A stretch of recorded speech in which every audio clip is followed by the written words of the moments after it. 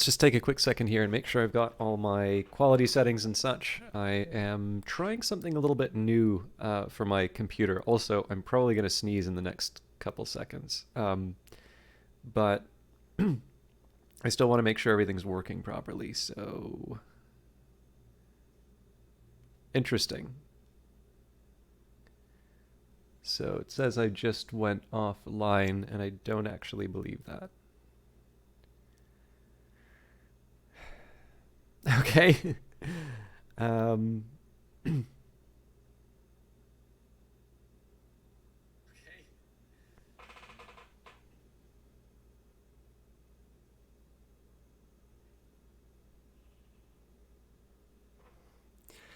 get to hear my chair. Yeah, sorry, I really cannot stand hearing my voice, but it looks like we're working. Actually, maybe this is the one.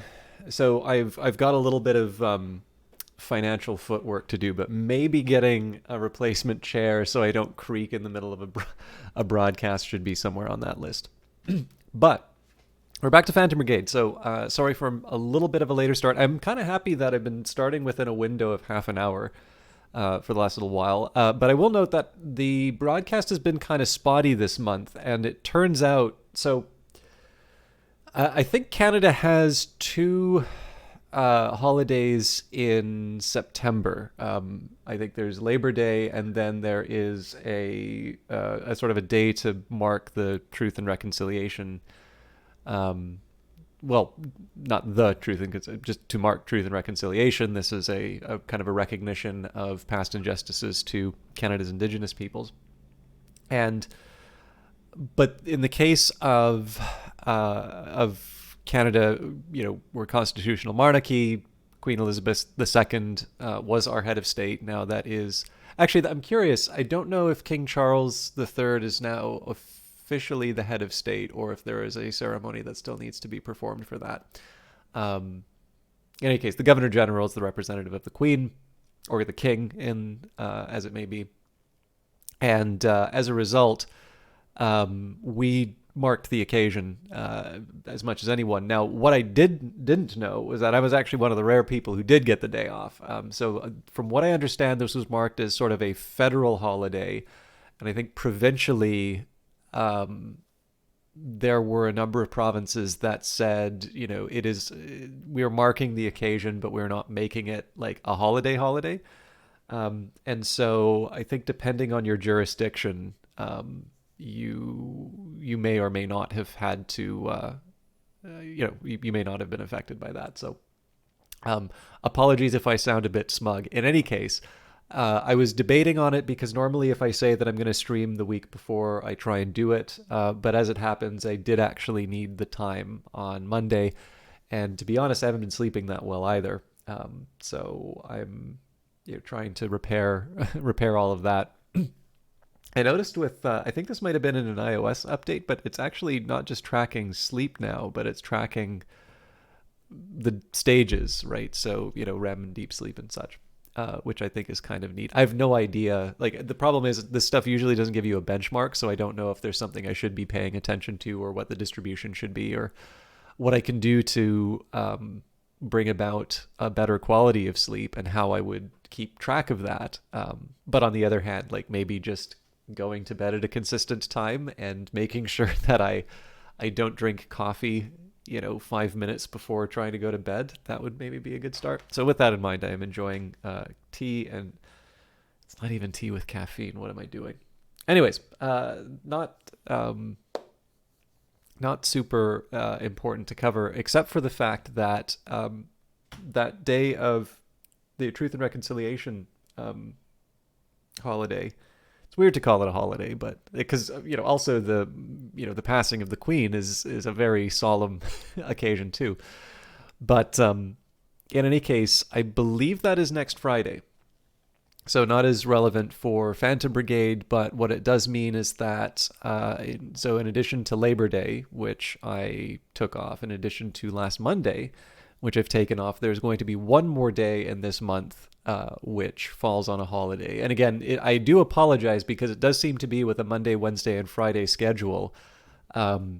I do wind up having streaming days sort of falling on those days and being ones that get skipped by. So I know for those of you who are looking for a little more consistency, and particularly for those of you who sub to the channel and sort of expect a certain level of broadcasting, I am aware of it. I'm not 100% sure how to make it up, or if we just sort of accept that this is how the world works, and that there have been lots of days where I've not broadcasted on or where I have broadcasted on holidays, and that maybe these things balance out.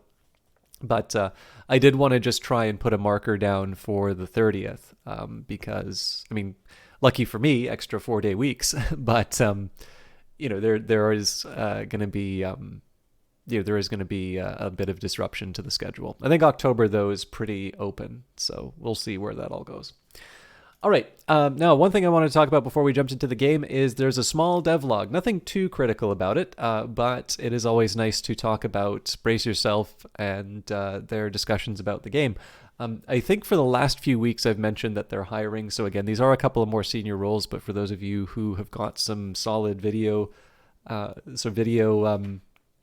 editing experience or video production experience, or those of you who are game director, I believe is the role that they have. Anyways, again, they are senior creative roles, and I know there's at least a handful of people who watch who that might apply for. And presumably by this point you will have known about it, but if you know, either you yourself or if you know somebody who is interested, I have better games to stream if the best people are working at Brace Yourself, and certainly they've got a really, really good team there already. So, Phantom Brigade Devlog, September 2022. This was released yesterday. Hey Brigadiers, this is a bit of a smaller devlog this month since a lot of our work has been the invisible stuff like optimizations and AI improvements. I'll have a quick comment on that, incidentally.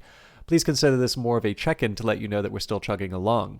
That said, we've decided to take things back to the beginning this month. Literally, we mean that we've been listening to feedback and re-examining our tutorial.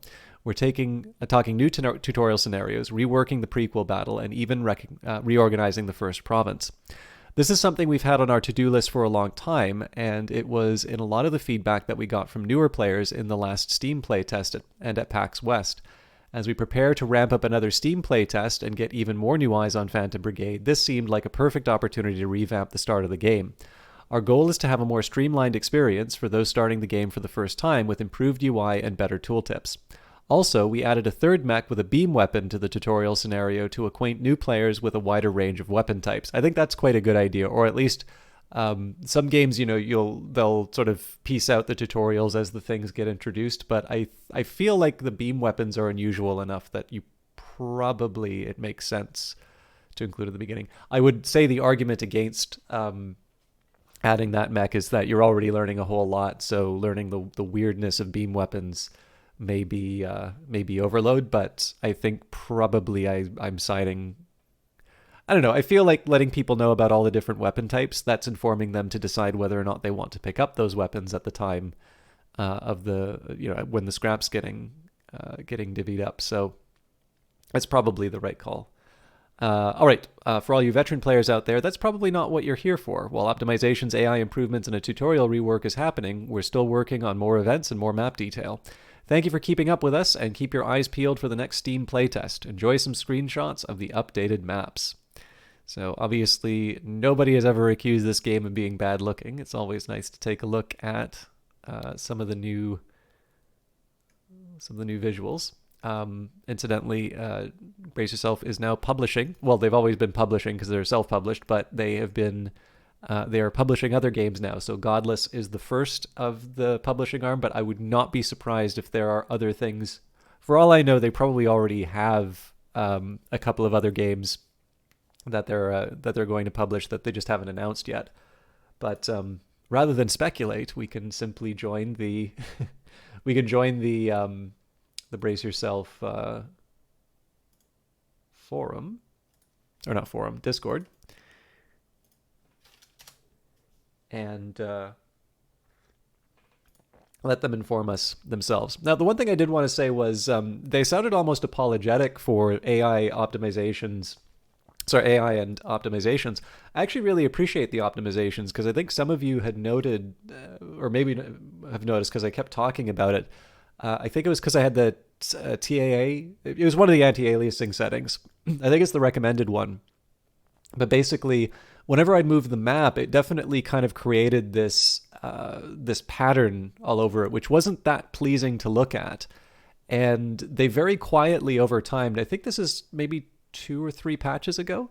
In any case, very quietly that got changed and improved. And I don't know if I ever actually specifically went out and say, hey, this looks a lot better now, because I really do appreciate that they've done that.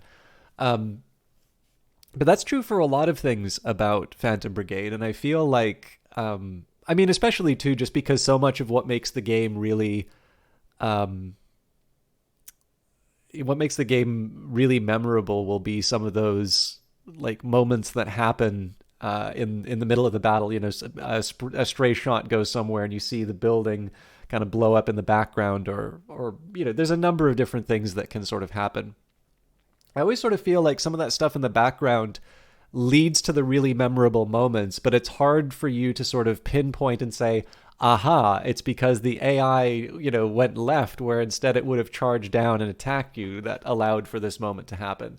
You know, it's just through the slow accumulation of improvements and details to the game. Those events kind of happen more and more often. Welcome to the Brigade. We're excited for you to experience Phantom Brigade and have your help in sharing in the development during its early access period. During the course of development, some aspects of the game might feel rough, sparse, or buggy. Every month we'll release major updates, which will include bug fixes, new features, and quality of life improvements for players. We appreciate your patience and feedback throughout the process as we work to deliver the most important features and fixes. From the main menu, check out the early access roadmap to see what's coming next for Phantom Brigade. Reach out to us via the Brace Yourself Games Discord community, or read the latest patch notes for the latest changes and known issues. Thank you for joining us on this journey, and we look forward to making Phantom Brigade better and better with your help. Seizure warning. A very small percentage of people may experience a seizure when exposed to certain visual images, including flashing lights or visual patterns. These seizures may have a variety of symptoms, including lightheadedness, altered vision, eye or face twitching, jerking or shaking of arms or legs, disorientation, confusion, or momentary loss of awareness. Immediately stop playing and consult a doctor if you experience any of these symptoms. If you or any of your relatives have a history of seizures or epilepsy, it is recommended that you consult a doctor before playing. Now's also not a bad time to mention that I was given a copy of Phantom Brigade from Brace Yourself Games for promotional purposes, basically so I can stream the game and put YouTube videos out on it. I'm a big fan of it, and as you can sort of guess, I'm a big fan of Brace Yourself themselves. There's a lot of very talented people there, and remarkably friendly people who continue to impress with their talents. It's maybe just worth mentioning, if you don't follow this company, you can look at people like Marlon, who started off, for those of you who are interested in game development, I'm sure some of you will have seen his Choice Cuts, sort of his series on their YouTube channel about video game trailers, an incredibly important subject. I feel like Simon Carlos actually just recently talked about these in his newsletter as well. And I find it so interesting that I had taken it for granted that the very Hollywood, like, slow crawl trailer was always accepted to be a not very good way of selling a game. And yet, it seems to be a trap that enough games are falling into that these sort of thought leaders, let's say, I'm thinking of people like, Derek Liu, who's, the trailer artist, video producer who, is responsible for the article that's referenced, I think. In any case, it's something that seems to be coming up quite frequently in conversation, and I find that interesting just because I sort of, like, as a layperson, I kind of assume that if I'm aware of it, then the broader experts are. But in any case, Marlon has done quite a bit of work along those lines, and certainly he's somebody I know better as someone who is, video-oriented, but he is the game director for Rift of the Necrodancer. The game looks really, really good. And I know that Marlon actually is attached to was attached to the Ottawa game dev community, Dirty Rectangles, and so, as with everyone, we contain multitudes. He's more than one note, but certainly, given that I've associated him with video so much in... sorry, just 1 second, I gotta send...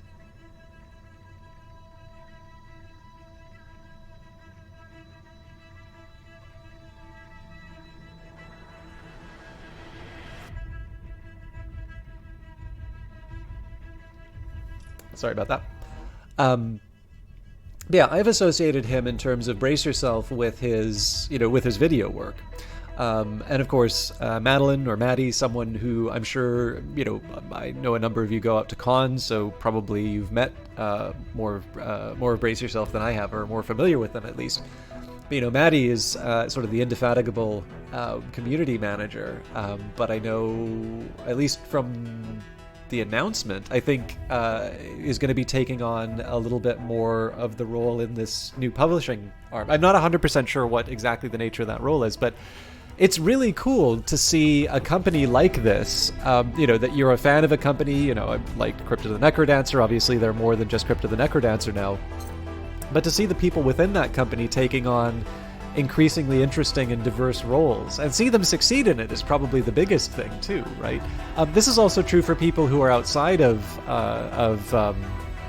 Brace Yourself. So a good example of this would be someone like Andy Wynn, and I'd played Monaco and I'd played Tooth and Tail, and of course Industries of Titan just happens to be the chance to see a lot of really cool things kind of combining together. It might even be probably my favorite game that he's worked on so far, which is not a knock against Tooth and Tail or Monaco or anything like that, but I definitely feel like Industries of Titan is quite something special, which we will be returning to, by the way. I've been kind of holding out for a new update, but I don't know if there's any timing announcement for that new update, so we might jump in. But in any case, as I said, I'm obviously very excited about the company. I think they're doing a lot of interesting things. And I think, they're Canadian, so I really like being able to support that, much like, a Clay, a Red Barrels, Kid Fox Games, of course, is a huge one to mention. There's also lots of local developers in terms of Ottawa, so Steel Crate, who did Keep Talking and Nobody Explodes, is based here, as well as some people who are about to release some of their first games. Some other Canadian games maybe you're not aware of, Tunic. Then there's, of course, the other thing is I also really like, I like big budget stuff. So, EA Motive, BioWare, the EA, not just Vancouver EA, but things like Respawn. Obviously, they're remarkably talented people. I also think the Coalition is based in Vancouver as well. But in any case, it's exciting to be able to sort of say, hey, this stuff is being made in our country, and Canada's really kicking ass as far as being able to make games is concerned. But there's definitely something really special about Brace Yourself. I think they've got a really clear idea about what a Brace Yourself game is, and that seems to be wide enough to incorporate a lot of different kinds of games, and yet there is this kind of standard that seems to apply that's really, really good. So I mentioned the disclosure is important. The disclosure I also think is a requirement, but one of the big things about it is it's a chance also for me to sort of gush about about a publisher and a developer that I really like, and what that specifically means for me is I get a chance to be a complete nerd and a complete fan of all of that, and do so in a slightly more ethical way. So thank you all for putting up with my nerding out for a bit. We have to secure this battle site. Now, if I want, I can try building up Unit 433. We don't have a lot to work with. Oh, that's kind of neat. I suppose the question is, what does this get me that the others don't? So let's actually hold back. Let's work with what we've got. The Wind was the only one that wasn't on the fated mission to... Oh yeah, actually I was gonna have a strong opinion about this game, but I'll save that for later.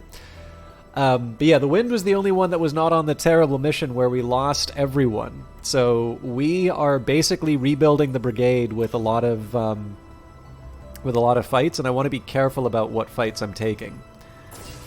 But in this case, our hand is forced, because if we don't, then this battle site gets lost. So, pin drop. The base is tense and quiet. You can hear the rat-a-tat of guns in the distance, and smoke is thick just ahead of you.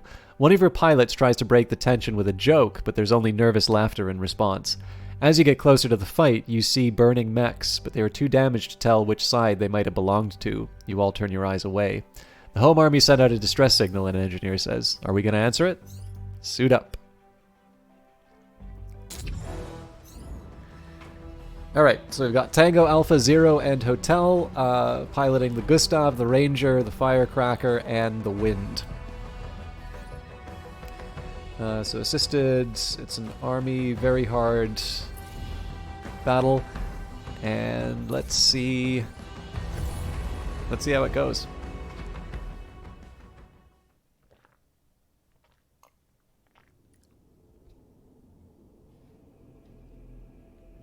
It's funny too that I lost all of the units just shortly after I did a big sweep of my inventory, and I suddenly realized how small my loadouts really were.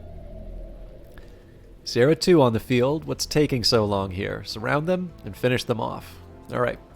So we've got, looks like 2 mechs and a tank that we're up against. Nope. 3 mechs. 3 mechs, 2 tanks. Alright, so one of them's got a heavy launcher. That thing's going to do 314 damage a pop. This autocannon is 569, but far away. This is an assault rifle, so this is something I should actually be pretty worried about. This is a sniper, so that's one I want to be careful about, although they'll be firing with their compact launcher. That does 370 a shot. And then we have another assault rifle here, 648. So this is actually one I'd prefer, if I can, to try and take it off the enemy unit. But the likelihood that I'm going to be able to pull that off is another question. So, one thing I might want to try is just running in and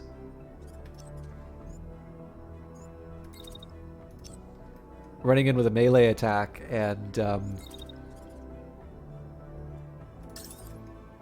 trying to take out the tank ahead of time.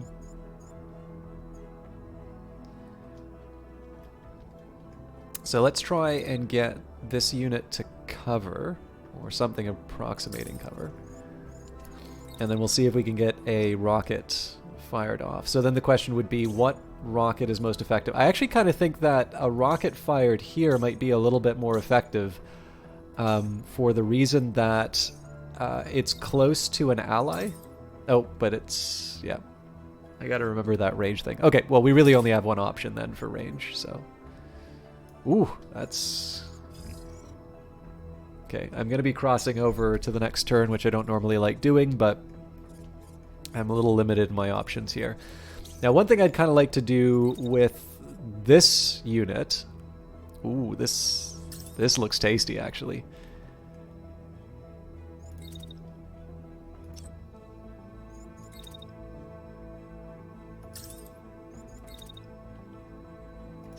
Okay, so...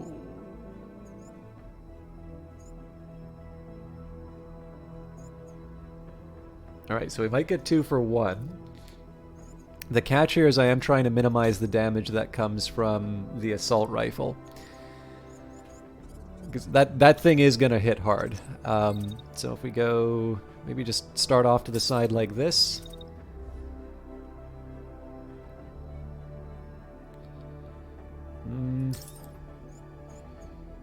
Honestly, I think that's the best we can hope for.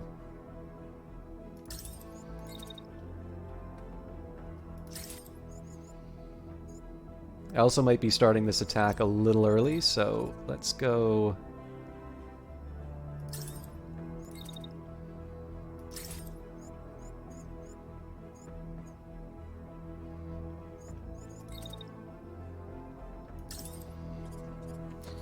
Okay. Moving right along. I've got a heavy launcher and a... So this is another good example of where, if I really want, I can just... you know, I can just cause misery for the enemy. So I guess one of the things is I don't need this unit to be, like, close to the fight. So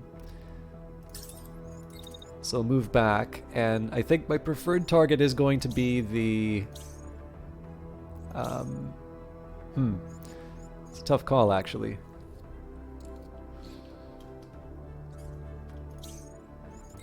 You know what? I think I am going to focus on the assault rifle because it occurred to me that if we can concuss that unit, then I get their...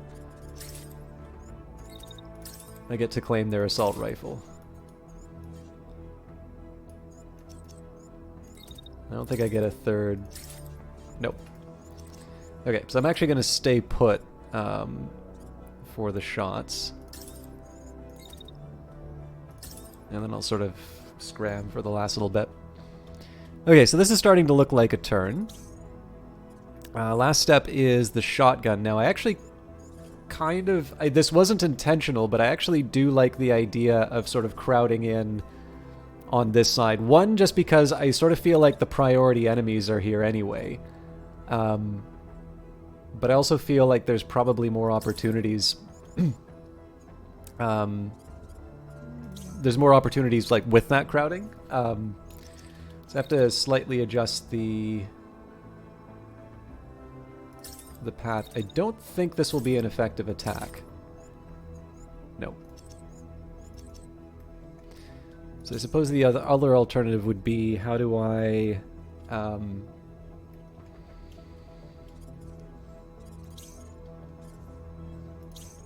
I've got...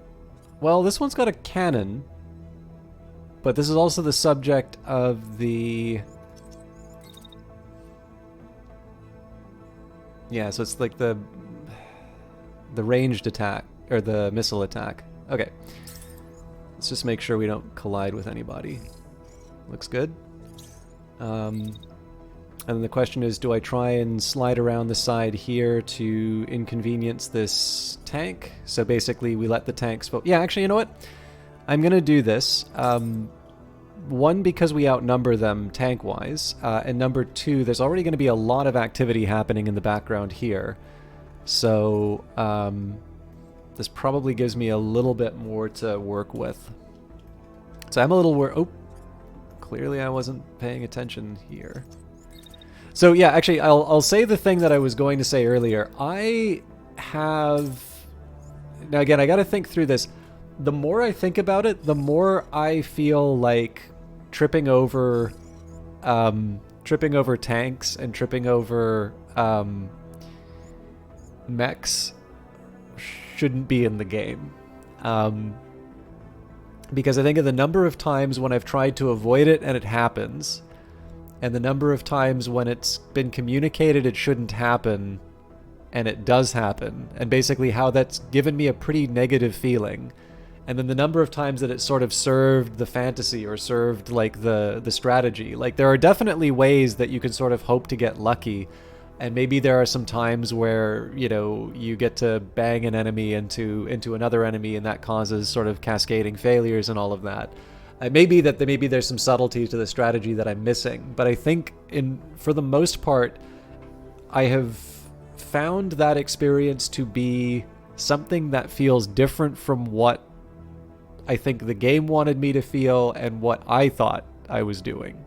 And unfortunately not in like a positive way. So that's my controversial opinion for it. I need to think a little bit about it. I haven't put it in as like a recommendation or that, but I am growing... I'm beginning to sort of grow on this opinion, mostly just kind of because of... I was like thinking back to the number of times that the tripping mechanic has been something that's come up sort of intentionally, and the number of times tripping has been me going, oh come on, you said that wasn't going to happen and it happened. And you know, it's just one of these ones where I'm like, well, what's really being added here? And I think that's the part where I'm struggling with it. So anyways, now that I got that off my chest, let's watch the turn unfold.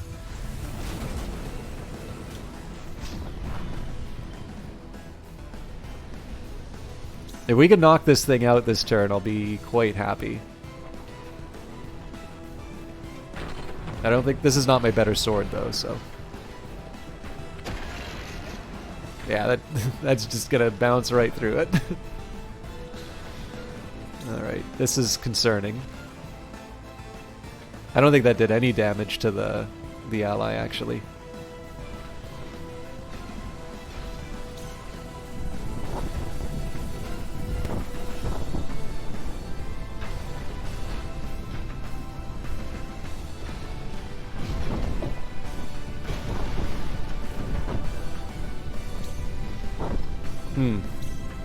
So I didn't think I was going to be crashing into this thing, because I sort of thought I was going to be doing one of these. This was a thing of beauty.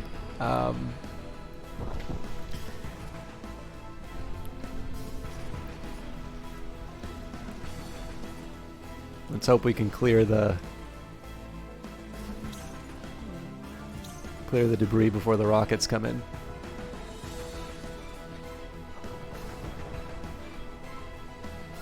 We took a lot of damage off of that, though. I wonder if it's because we're quote-unquote tripping over the mechs again.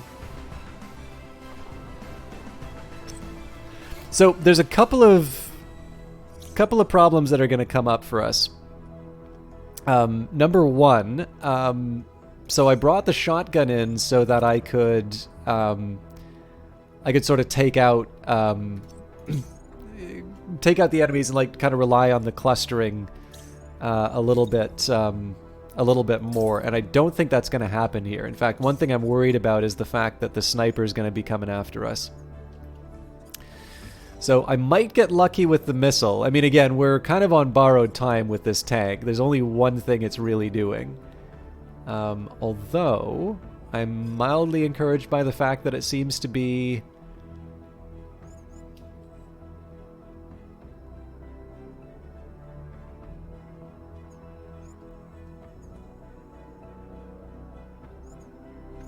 I wonder if I just move up here.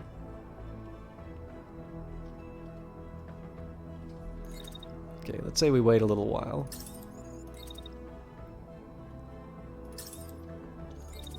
Now, I guess the problem is that I've already lost the window for causing trouble with this tank. So maybe the other thing we try and do is get... see, I moved too slow for this to be useful.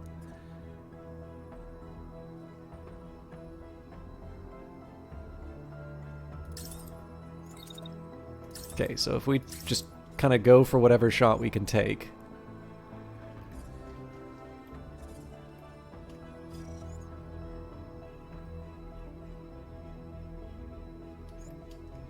Okay, now it's obviously a big risk I'm taking by keeping the tank up here. But let's see what happens.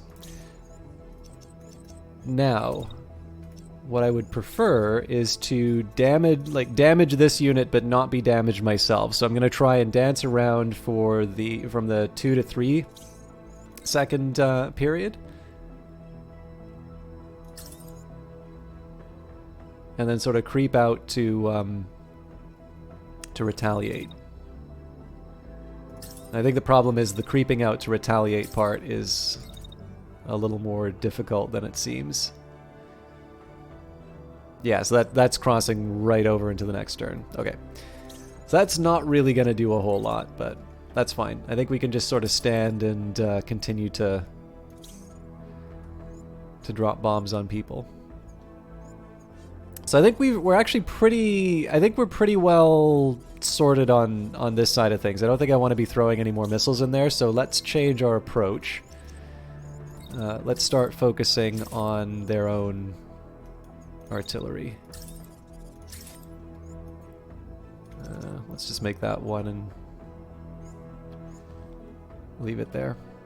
Okay, so again, the question is, what do I want to accomplish this turn with my allies? Well, one, we definitely want to take out the sniper. So anything resembling... So this thing does 821 a pop. That should be sufficient for a takedown, I think.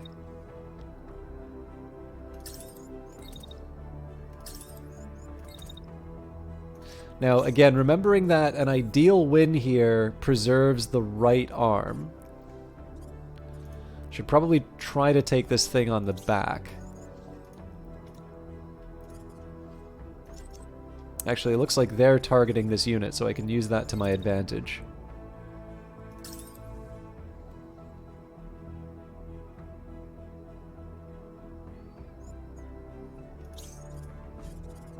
This guy's already bugging out. Okay.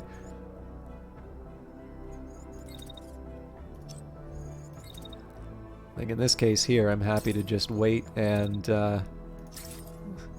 use my melee attack. I may want to assist the with the tank though, so we'll leave it there. And then the big question on this one is, what do I want to try and accomplish with my melee unit? I think I'm okay with them. If they're still attacking, you know, an ally here, that's fine. I can just follow up with another another melee strike. So my hope is that we can take out at least one more enemy unit. I'm assuming here it's going to be the sniper. But my tanks may suffer a bit here, so let's see how it turns out.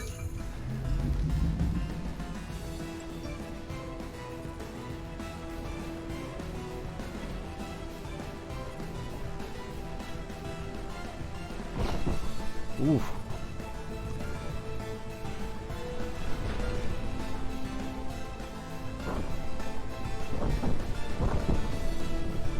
I really have underused... the missiles just look too good in this game not to be used.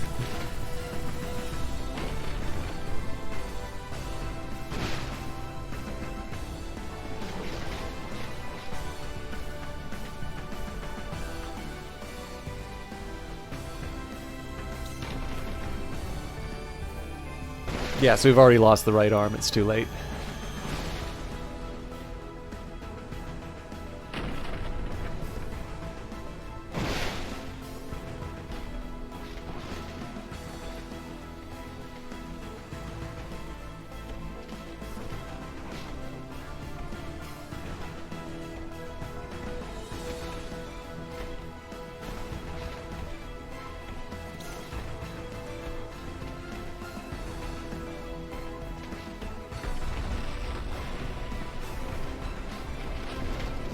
Solid hit.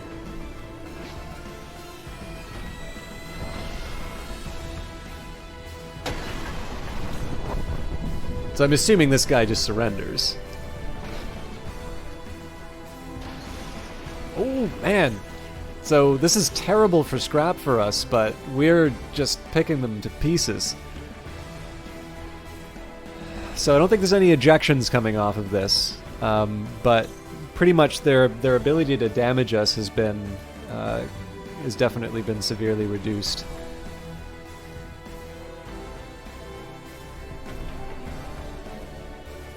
That was unexpected. Sorry, for some reason I thought... Oh, sorry, wrong right arm. Okay. Enemies just ejected. Hold formation, team. Their defenses are weakening. Again, I think this is a bug because this is in response to this tank pilot ejecting when...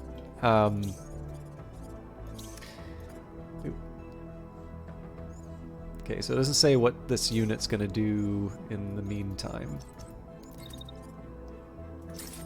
Okay, so I gotta wait.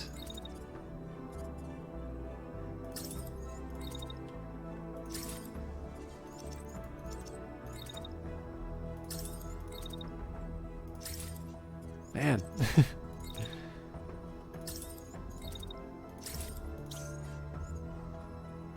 Yeah, they really want to take out that tank. So there is a missile coming after us. It's important to remember. I think one of the drawbacks is that the mountains don't really provide that much cover. So... Well, I mean... We need to cool down anyway. So I guess the question is, can I, like... So if I try to run... Oh, this is a really good spot, actually.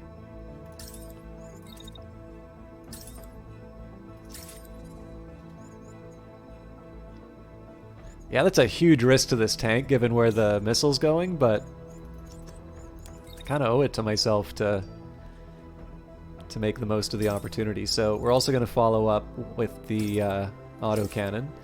Again, we're going to try not to cross over into the new turn, even though it means that we're going to be moving while attacking a little bit. Vanguard Master, how you doing? Just got started. A pretty promising start. My allies are going to get shaken up a little bit with the missiles. Actually, here's a question for you, based on your experience. Do missiles count as artillery, or is artillery specifically limited to like the field pieces? Because I know there are some there's some artillery pieces that fire like guided projectiles, but I don't know if that will put that in the same category. Also, I realize that just because you're in the military, that does not mean that you have, a complete knowledge of the subject. Like, that's kind of like saying is like, hey, you know about labor economics, right? It's like, nah, not quite my thing. But if I'm curious if you know the distinction or not. Because, like, obviously, if you think of cannon, that looks very different from the sort of artillery we're used to right now, but we would refer to that as artillery. But I don't know if there's something essential about the specific thing that gets shot out of the end. That's tough because there are artillery pieces like HIMARS, for example, that shoot rockets. Yeah, exactly, but I don't believe all rockets are artillery. Yeah, well, I mean, the other thing that it comes down to as well, if you want to get really philosophical about it, is if you think of like strategic deterrence. So obviously Canada doesn't participate in this, but, strategic weapons, i.e. nuclear bombs.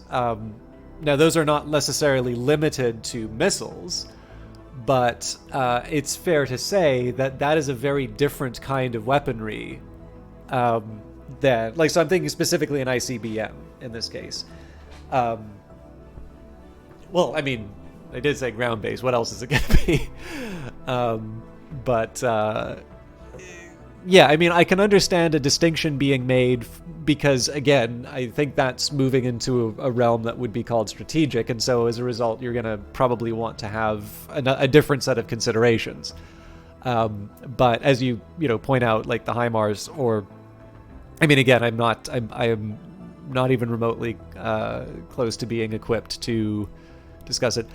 Like, when I think of a missile, like something that's fired from a jet, probably would not qualify in the same area. But I mean, ultimately, the question kind of just was coming down as to whether or not it would be fair to refer to.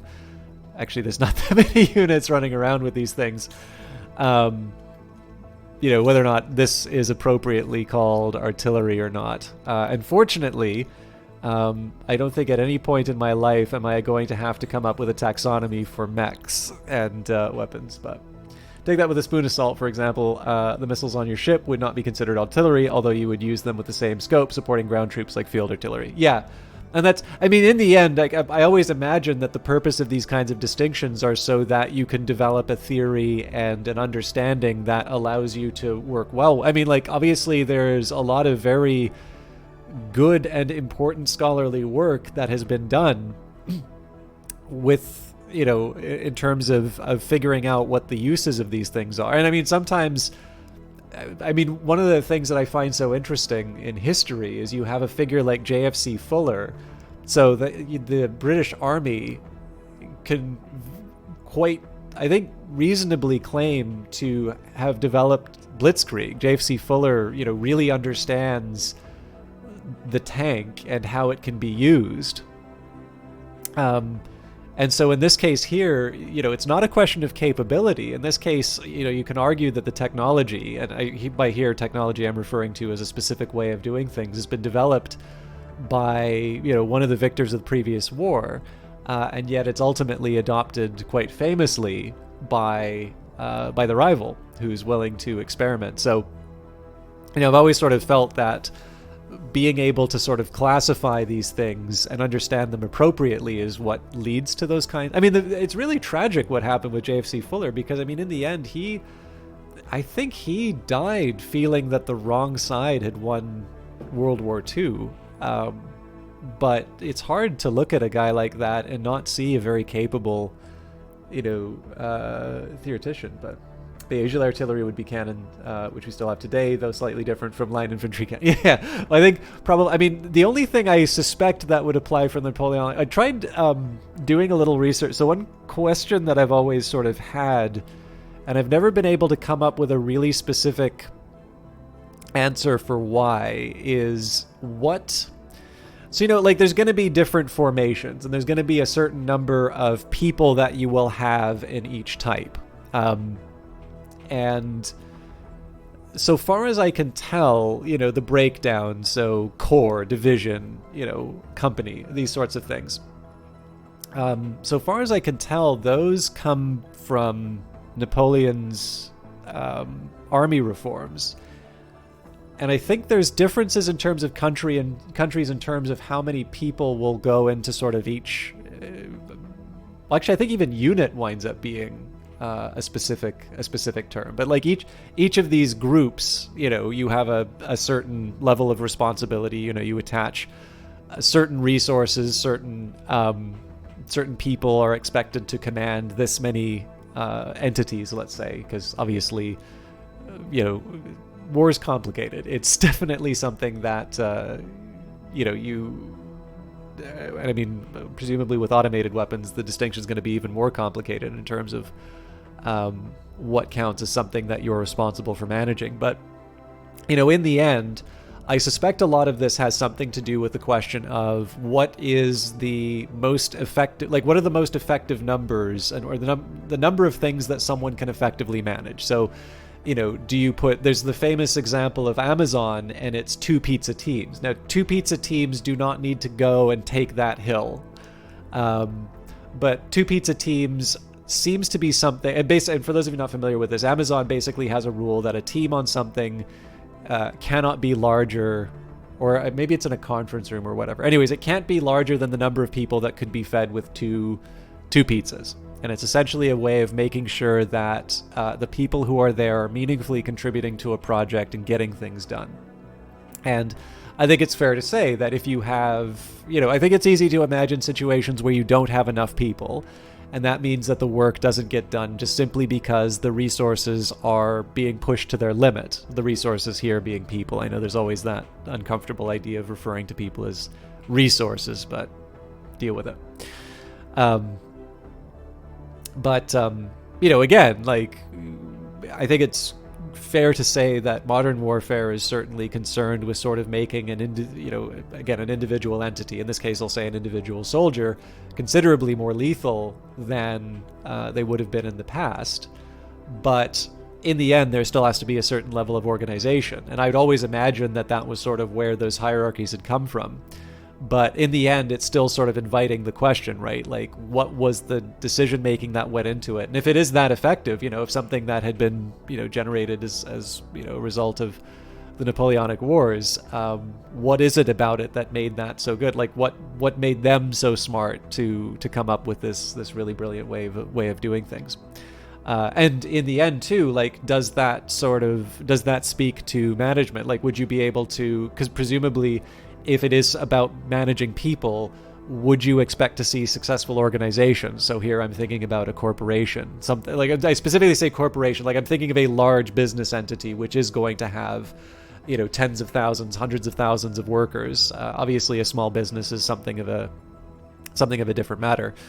But in this case here, would you see similar hierarchies? Would you see sort of a similar structure? Because again, it's a matter of how well you can organize people, rather than being something specific to the structure of the military. Because obviously here, right, if it's a question of technology, there weren't tanks as we know them in the Napoleonic Wars. There weren't drones, and so there is something kind of interesting in the fact that structure has been able to survive the introduction of new methods without. Well, again, I'm assuming here that there hasn't been that much change, but at least as far as I took the inquiry, it seems that hasn't changed. Anyways, Vanguard Master is the person with first-hand experience. So I believe so, although all organized militaries have had ways of dividing up troops into the smallest units. The Mongols were famous for using the decimal system, and there was a monk whose name escapes me now who wrote a treatise on how to fight for the Mongols. And one of the points was use the decimal system that the Mongols used, among a lot of other things that needed to be adopted. But as another example, the Romans had 8-man squads and as the smallest units, and 10 or those made a century. I don't think it was necessarily that it was a better system necessarily, but Napoleon used it effectively, and he understood the importance of artillery and combined arms really in warfare. Yeah. So I'm familiar enough. I mean, Clausewitz is probably one of the names that comes up a whole lot, but I think Clausewitz's whole thing was writing because of how soundly they were beaten by Napoleon, and he really wanted to understand so that wouldn't happen again.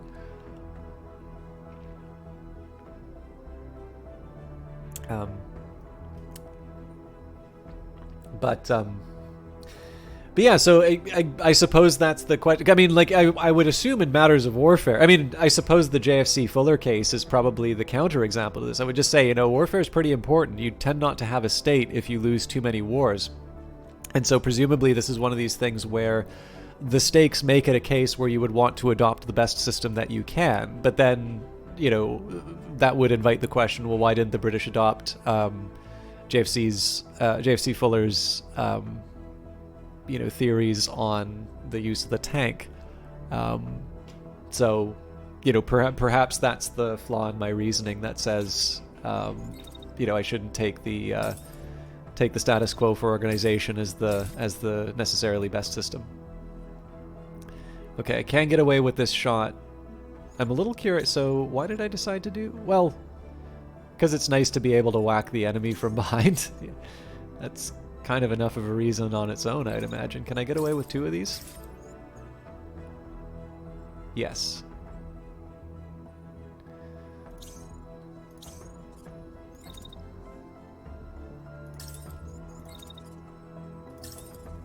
Anyway, I don't think we're any closer to solving the question as to whether or not these are appropriately referred to as artillery or not, but... also, you realize double use of necessarily when you read it out, which I missed when I was... Oh, I do that all the time. I feel like a total moron when I read my Twitch chat comments. I don't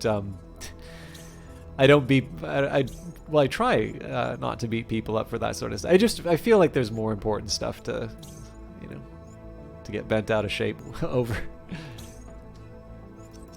Okay, I'm not that worried about the handgun.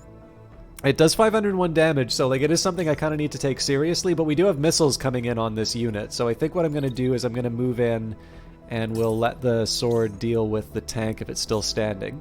What that does mean, though, is that I'm going to continue to fire the rocket. Ooh.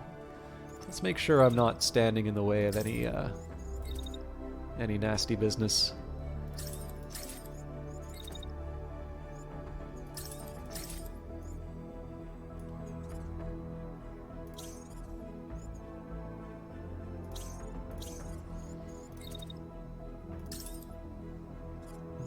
Not quite what I want to do. I want to just move this unit around and then give sort of safe harbor to my melee unit. Okay, so I think we are ready to go.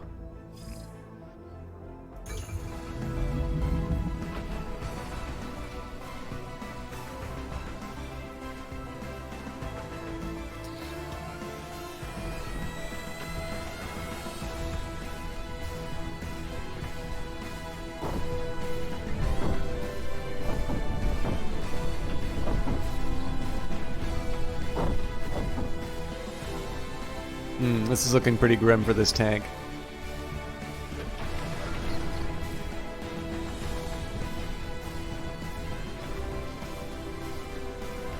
No, maybe not.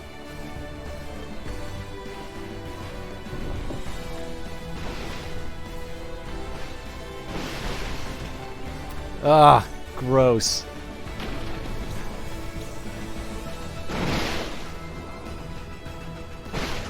I'm hitting my own unit doing that. But it doesn't seem to be enough to take out a part. Ooh, that might be a problem though, because this is going to go straight through and nail my own guy.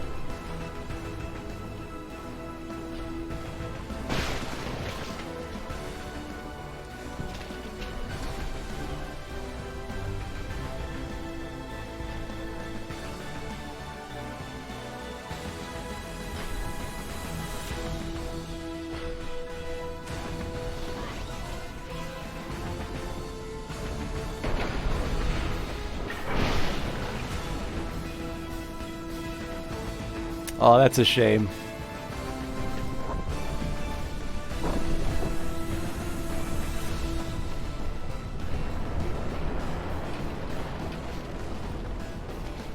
Yeah, no worries, Vanguard Master. I mean, this is probably not the time to pepper you with military questions anyway, because there's a fairly good Reddit site for this sort of stuff anyway.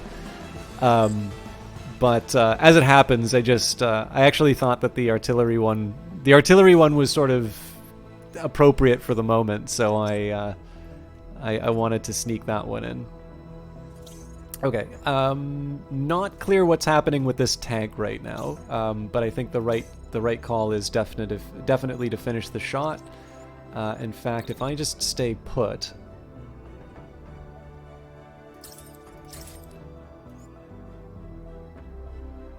So let's go for the free shot on the enemy tank. And then we'll just have a nice little welcome wagon for the...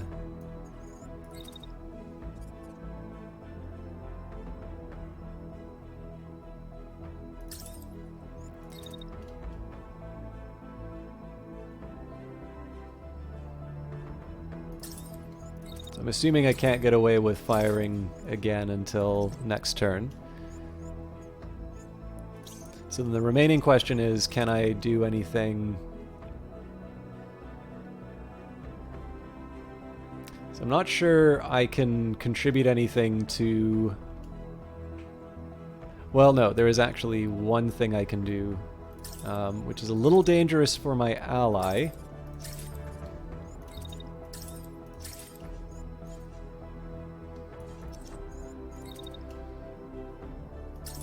So if I need to go after this tank afterwards, I'm going to be in position. We'll fire a missile at this unit. Now I suspect probably... Yeah, I'm just tickling the edge of what's an appropriate range here, so I'm going to move back a bit. Both these units are out, so essentially we're all piling in on this guy. I might want to just put this unit in reserve for now. But I definitely want to bring the shotgunner in.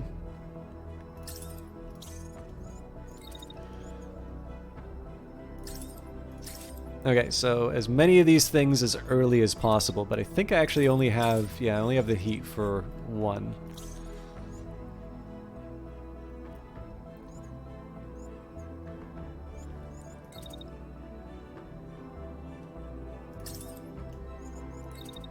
So I feel like I kind of need to get out of the area once this thing starts messing with us. But I'm okay with where the turn's going.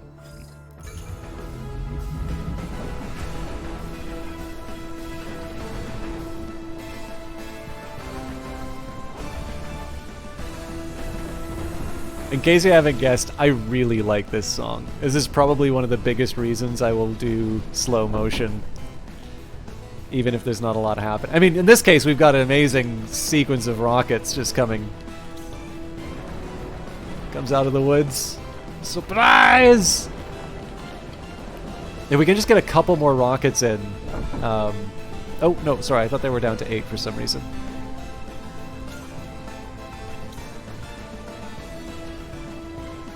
Oh, these are dangerously close. Yeah, this is totally gonna get my own guy.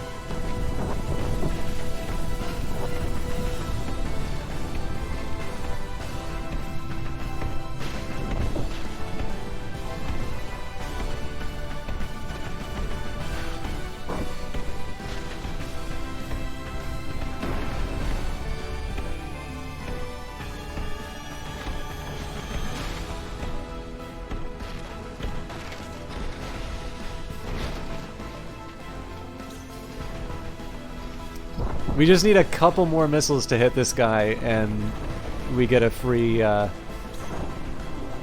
pilot concussed. That's good. Yeah, we get a free mech if we can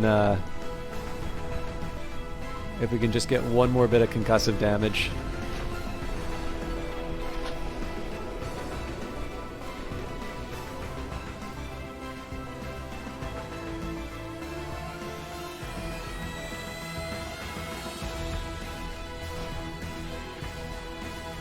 Miss Ariella, It's very, very good to see you. If we don't wind up watching Whiplash, I think I'm going to have to send you that photo of the American face every day. Anyways, for those of you who do not know, Miss Aria... Wait a minute. I did send you that face, right? Yes, I did. For those of you who do not know Miss Ariella, she's a lovely, possibly homeowning Australian. Congratulations, if that's true, by the way, because I know you were getting really close to where you wanted to be on that. But in any case, for those of you who do not know her, I got the lovely chance to meet Miss Ariella in person in Vancouver. Someone who is every bit as lovely in person as she is on stream. But she's back in Australia now, as well you probably can get from that introduction, and does a wonderful variety of things. I would probably say the most memorable sequence of streams from her lately, or series of streams from her lately, has been the Borderlands series with Olaf T. Harry. That's a name I'm sure a lot of you will be familiar with around these parts.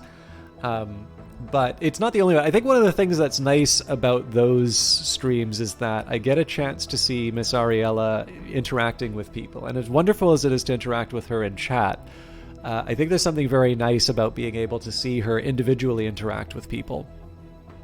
And that is one of the things I quite like about her doing those streams. That's not the only one. I know she plays quite a bit of the WoW of Warcraft, and who knows, if that winds up being something that you get with the Game Pass, I might go back to doing time in Azeroth. But I'm surprised at how expensive World of Warcraft is. So that's one of the reasons why I don't really partake, is I like variety, and I feel like if I were to pay for a subscription, I wouldn't really be getting the same value out of it. Good question. Let me take a look at the Canadian price.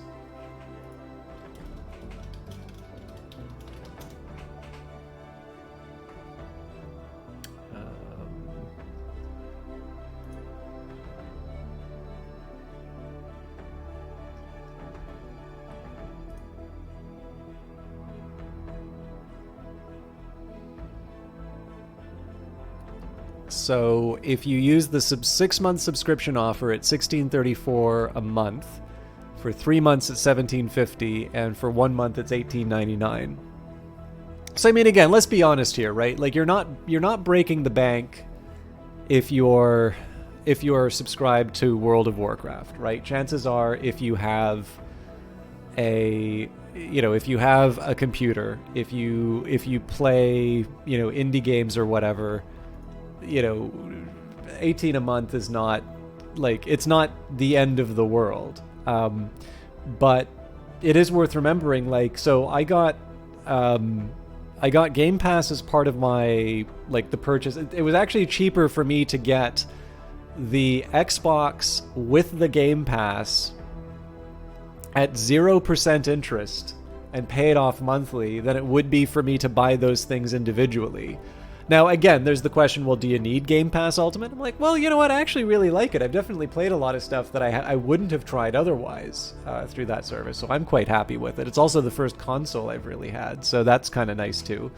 One of the reasons I got it, actually, was that it felt like Microsoft was very upset with how the previous generation of consoles went, and that they were putting a lot of money into, like, being a player for consoles, and you're seeing the consequences of that now. I know a lot of people are quite upset with their moves, but certainly the reasons why I was interested in buying an Xbox were there, and they're playing out. So I don't feel Microsoft has sort of earned, like, if they want me to promote their stuff, they can pay me for it, but like, as far as the value is concerned, I definitely feel like I got it for a very good deal. And then on top of that, because I have a couple of other Apple services, I have a subscription to Apple Arcade, because it's just an all-in-one package.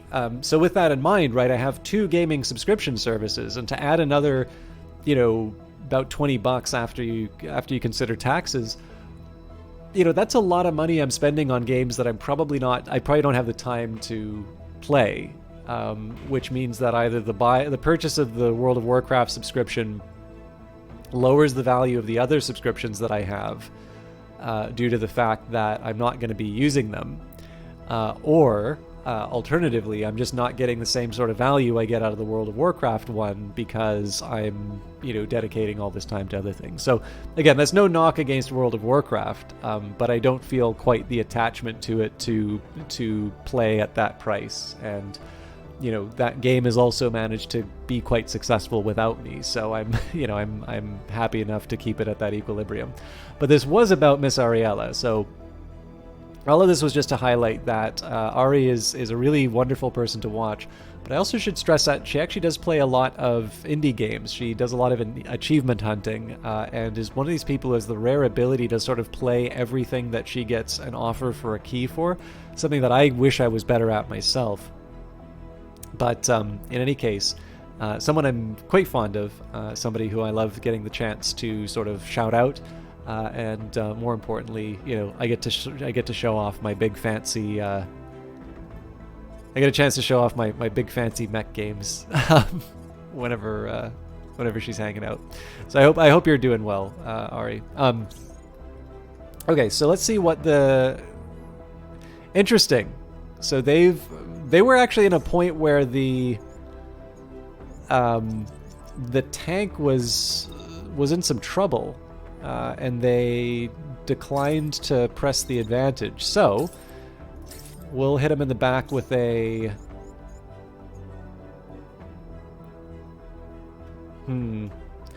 I feel like there's a way we can tighten that shot up. So let's go from a top down. The funny thing is, for games, this is a testament to how beautiful Phantom Brigade is. I feel like the best decisions are usually going to be made from the top-down perspective. Now that's interesting. That still only counts as a 50% apparently. Which is fine. All that I'm going to do is just make sure that the full shot doesn't turn off into the mountain till the very end.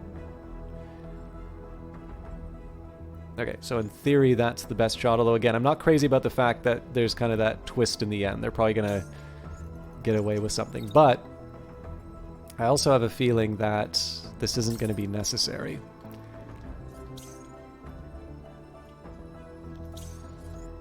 So what I'm going to do is I'm going to put everybody in position for the reply if it doesn't turn out this turn. So yeah, the hope here is that we're going to knock out the pilot. Oh, who doesn't have orders?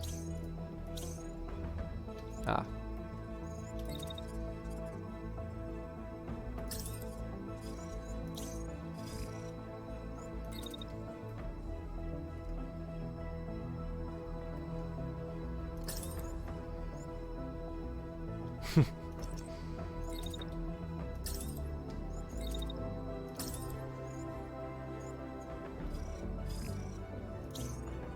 I may want to get a little bit more of an insurance policy on the...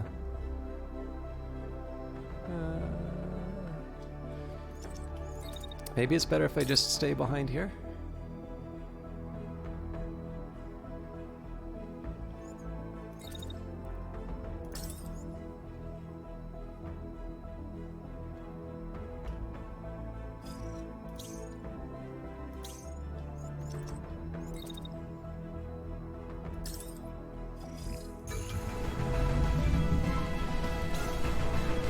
Yep, pilot concussed.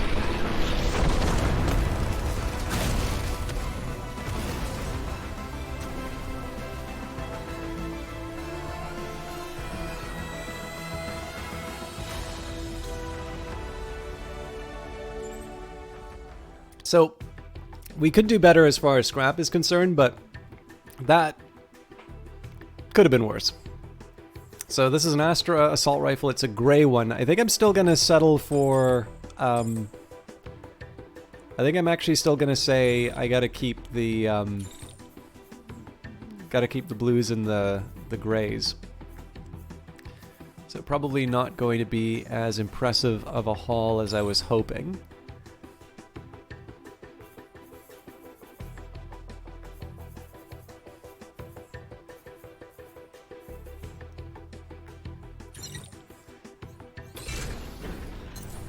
But the most important thing is we've cleared. We'll just recall what happened in the previous run. So the previous run we lost our squad, and so we were in a situation where we just triggered the conflict. It's a contested province, so a score of 100 on each side. We're basically patching together our squad with scraps. And there were 2 battle sites which are time limited in terms of being able to deal with what's going on there. So essentially what that meant was that I have these ticking time bombs. I have all these sites that I can try and take out, but essentially I'm in this situation where I'm trying to gain some sort of an advantage against the enemy, but doing so in a way that I'm maybe not necessarily being detected. So there's a couple approaches I can try and take here, which is I can say, okay, well, we've reconstituted the brigade, we got unlucky in our first encounter, and we shouldn't let that affect our approach too much. Or I should say we're still relatively weak, and what we should do is try and pick off the weaker sites before we go after the big ones. So this will mean, move in and take out a patrol. Maybe don't go after a reinforced convoy, but maybe consider a repair convoy. Take out this outpost in the corner before I try and take out like the city or the farm. I'm going to try. I do want to see what a patrol will get me, so we're going to just do a normal attack for starters. We're going to go to stealth as soon as it's relevant.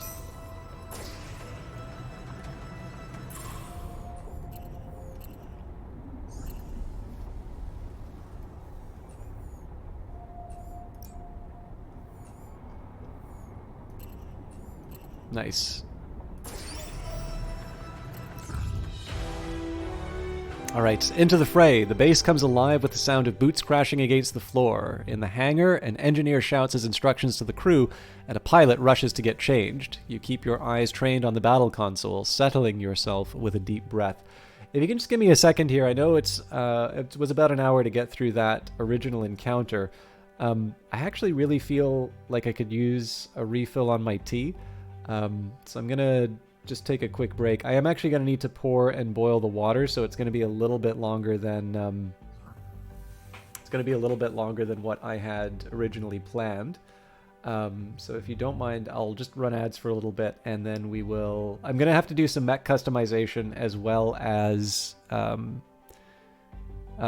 the actual battle. I'll try and keep everything to sort of a minimum as far as the time is concerned, but I think just to save myself a break in the actual conflict, now would not be a bad time for me to get this out of the way. So, if you've not gotten up and taken a stretch, and maybe if you don't have something to drink in front of you, whether it's hot, cold, or room temperature, now would not be a bad time to do that, and I will be back hopefully within the next 2 or 3 minutes. I'll see you all then.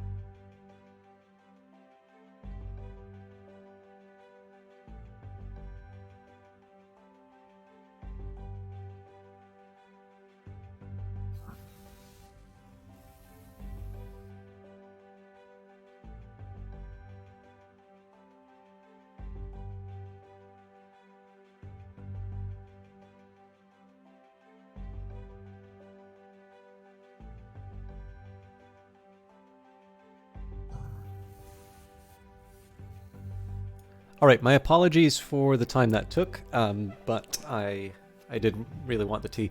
For some background, I have a lot of work ahead of me tonight, so I've got writing to do. Excuse me, I haven't done that for today yet.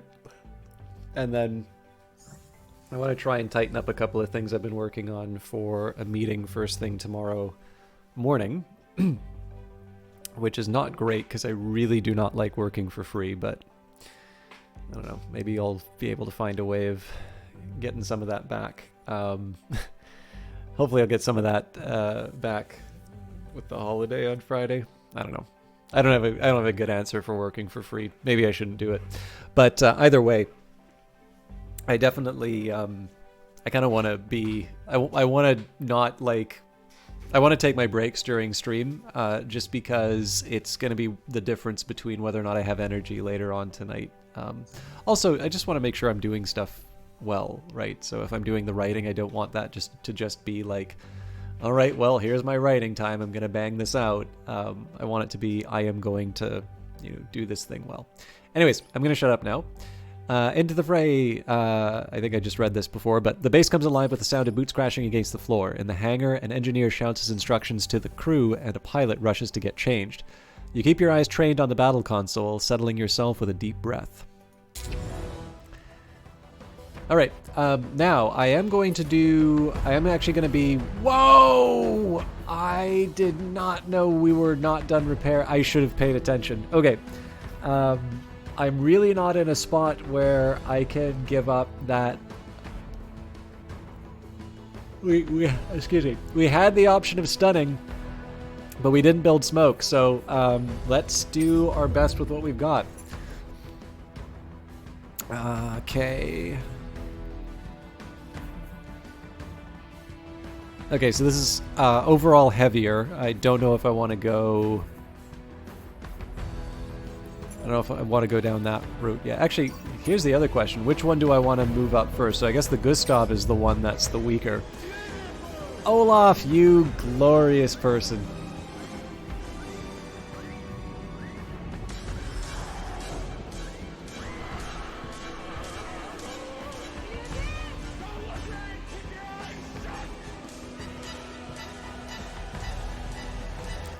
Thank you very much for your continued resubscriptions. I'm just very happy to see you in chat overall, let alone coming in with those coveted revenues that all the influencers want. First of all, how are you doing? I hope you are well, but I hope you... Sorry, I'm babbling. I always hope that you're well, but I never want to take that for granted. And then, is that meditations that you're quoting? That was the first thing that I wanted to talk about. But I don't know. My recollections are rusty. Also, sorry, I promised to text someone and then I totally didn't. So let me just make sure that they're... Okay, cool. Yay! Okay.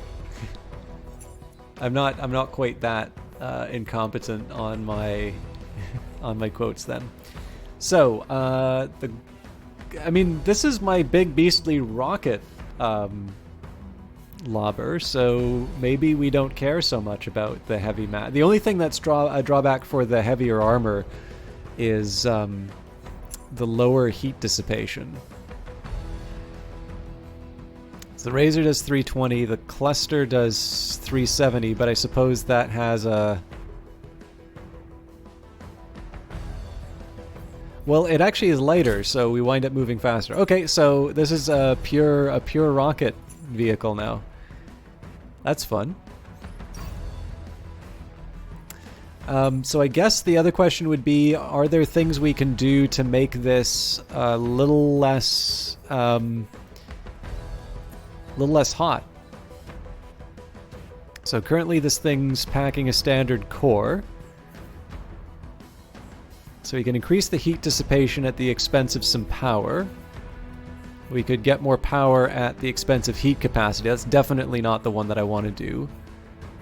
Yeah, so I can boost my capacity by 15, or I can boost my dissipation. I think we'll keep with the standard. It's not the most exciting choice, but it's what I got.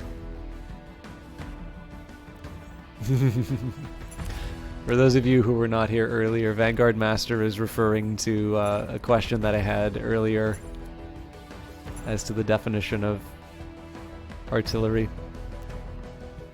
Okay, honestly, we don't need to make this that complicated. So again, we can't do anything about the wind because it's damaged. So let's go for the Ranger. Now the Ranger, I really slapped this thing together out of whatever parts I could get. So let's see if we can maybe do... Let's see if we can do something a little bit more exciting. Because as like this Clipper is nice, 375 is nothing to sneeze at as far as the damage is concerned, but it truly was the product of necessity. So here I've got a Railgun, which does 634 damage. Got another heavy launcher. Now the thing is, while it does do some nice concussive damage, the actual damage from the projectiles are fairly small, so maybe we'll hold back on that, although I may reconsider what the other units bring out. Finally, we've got the Tracer. This is going to be good for overheating enemy units, but that's all it does. It does not actually do any damage on its own. So I think let's make this a we'll make this a ranged unit now. So the left slot, currently we've got a compact launcher. We can switch that to a blade. Now that's going to make it a little bit slower, but it may be a bit more appropriate. I'm honestly not sure, but next question now is, can we do something? So 13's not bad, but can we make this thing a little bit more nimble? So we do have this arrow body, which is faster. There's a few other details about it in terms of the loadouts that we've got. So improved cooling. Okay, that's the current body. So 712 as opposed to 644. So we're giving up some torso. Yeah, so got a launch core, endurance, improved regenerator. Yeah, that's silly that thing's got a...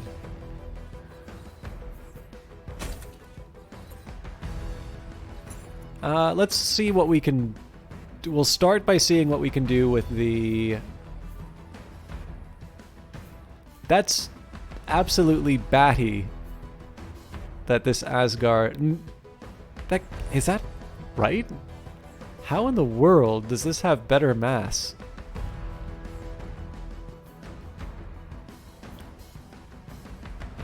Interesting. Okay. Let's put this arrow on, so we're... so at 1370 now. What?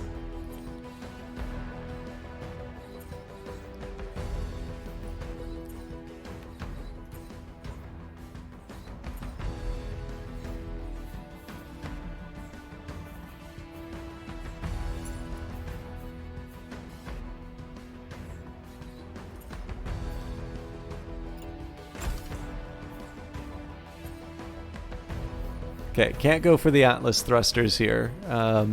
Low guy probably are the best. Or maybe the endurance. So 74 460, 84 80.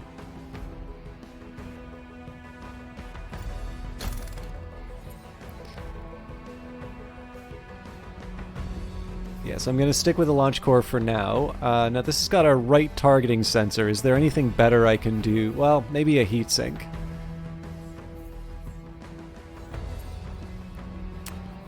And 392.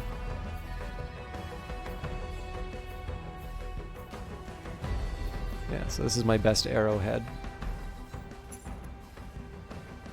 Okay, so again, we'll compare it to what we've got. So at least as far as all... So other than integrity,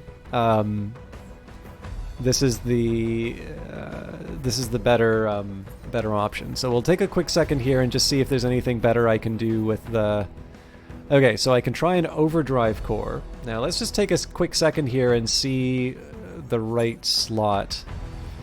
So this thing's claiming 127 on heat generation. Now that number hasn't always been that accurate. So I'm running the risk here that I'm actually causing problems for this mech. But I'm gonna run with what we've got here, and if I need to add capacitors, we'll do that after the fact. Now we'll just clear out the rest. So apparently we don't have any other lower bodies to work with. Left arm. I don't really see a situation where we're able to turn that into 400. So it looks like this Nox arm is better. This has also got a capacitor, so I may want to keep that in mind. We'll strip that out for now.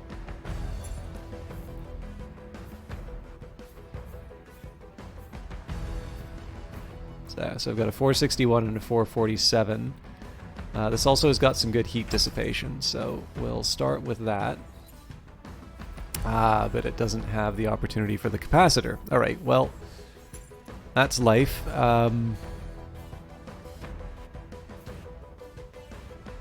This one has slightly worse heat dissipation, but higher integrity.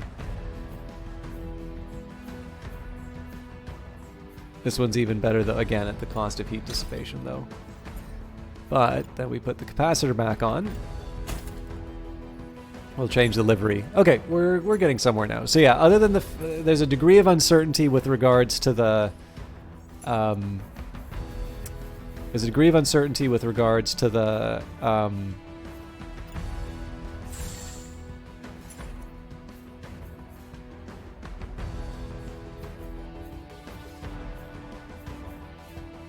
tough call.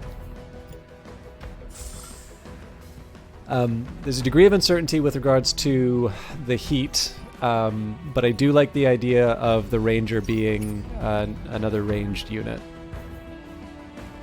I don't think we did anything with the firecrackers, so let's just see what we can get away with.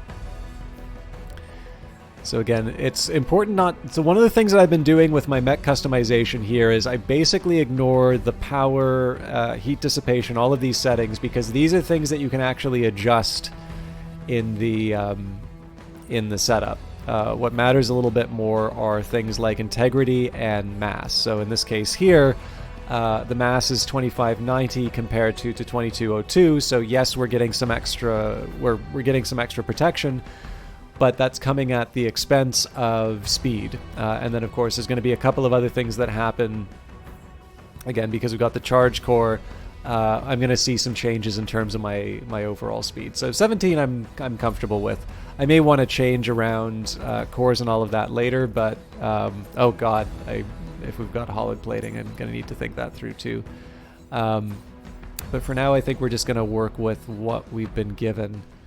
I'm not so sure about the capacitors. I feel like we put a lot in that we didn't need, although it is kind of nice to be able to just let her rip with two shotgun rounds.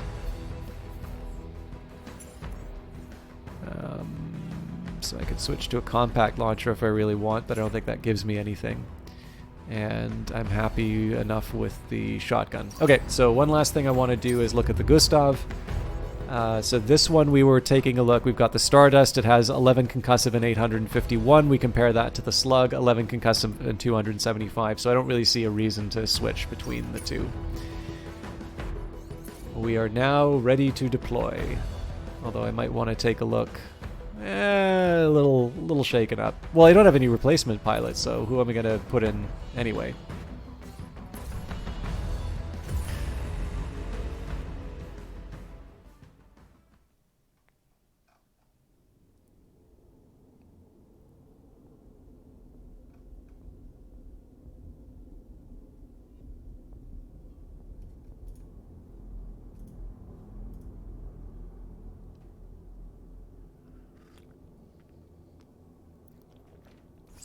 I never noticed it stomp before. Sierra 2 on the field. What's taking you so long here? Surround them and finish them off. Okay, so one thing I might want to do is just try and find one of the units that's going to be in this cluster and launch the rockets at them. We've got a marksman rifle, a railgun repeater. Okay, so this is all long-range stuff to make us miserable. Maybe worth remembering that as far as so marksman I can dodge behind hills. railguns go through targets. Now that does also work to my advantage. So I believe what can happen here, so I can move my ranger like so. I believe the shot should go through and hit the tank. So I suspect this is one of these cases where I don't want to be bouncing that thing around. I also probably don't want to be caught out in the open, so we'll run around the side to compensate. Now this unit, again, this unit's artillery, so I want to be a little thoughtful in terms of where I'm firing that. Let's maybe find the highest damage railgun. Yeah, 719 is no joke. So this one is going to be the subject of my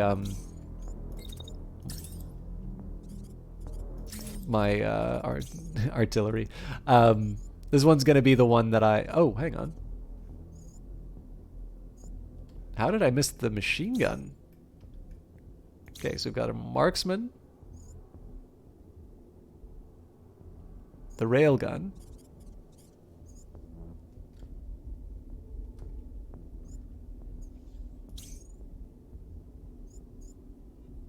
okay, so the marksman 719, but like again, that thing, so the marksman is not as big of a deal as long as I'm able to get behind cover. This railgun repeater's 576. Again, not something I want to take lightly, but... Oh, it's the tank that's got the machine gun. Okay, that's inconvenient. I think I'm still gonna... Okay, so I'm still gonna focus... I'm still gonna focus on the railgun. But I may need to think about how I'm gonna handle the machine gun, too. And I don't know if there's a penalty for scattering, but I am gonna sort of shoot and move each time.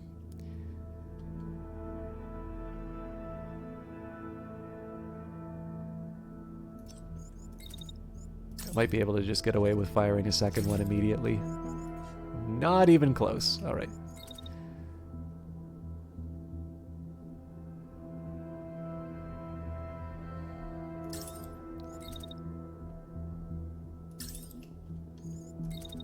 We're probably going to get hit by the rockets, but I've at least sort of moved. Okay, now, my preference for the shotgun, well, the firecracker and the wind would be to just sort of charge ahead, but I think that's going to be... I think that's pretty much off the table if they're the target of an attack like this. So I want to make sure I'm not directing the marksman. Man, you guys love colliding with each other.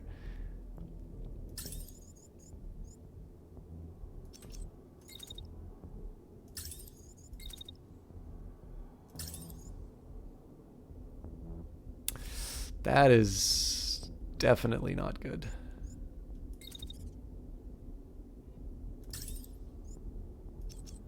Okay, so if we just wait a little bit and then move. Man, he really gets started fast. Okay. Dashing?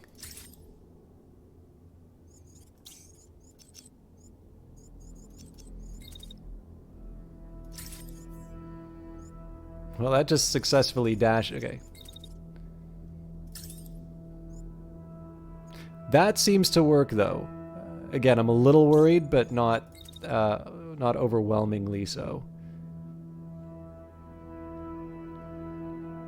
It's a little refinement that I need to do with the move, but...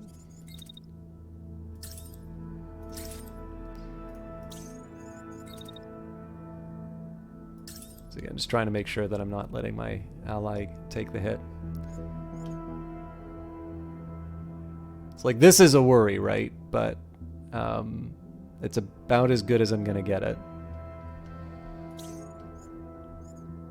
I could probably get away with another shot. The problem is that I'm potentially committing myself to something where I could get attacked if I don't leave the turn open. So we'll stay in place. I guess the question is, what do I want to do?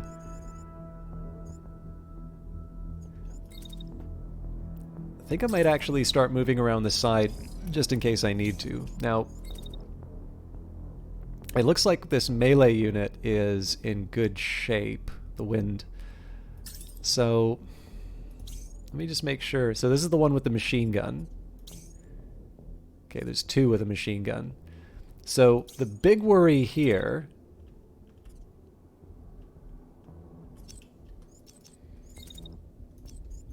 Oh man, just the ability to hit potentially 3 of these things at once, though.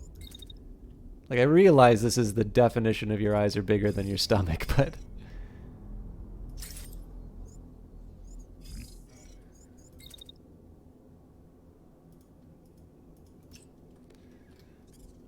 I better hope we do not get wiped out doing this, but... Okay, let's just make sure that nobody's crashing into each other. Well, it looks okay. I think I am going to traverse the... So, I mean, if there's not an opening here, there's never going to be one. So, I'm going to move in. I'm going to... I'm not, again, crazy about doing a dash partway through, but we want to get in. Sadly, you're going to have to call your watching early today, as you need to go and get some rest. Have an awesome rest of your stream, and you look forward to catching up on VOD. Well, Olaf... You know, I'm always happy to have you in the chat, whether you're lurking or whether you are actively participating. I'm obviously sorry that we don't get to spend some more time together tonight, but it is always appreciated. I hope whatever you are getting an early night for goes well. Or I just hope you wake up feeling rested and ready to go. I really do appreciate if you had so little time. I appreciate the fact that you spent that time with me. So have a great one, and I look forward to catching up with you, whether it is here or on Ariella's stream, or if I get the chance to see your once a year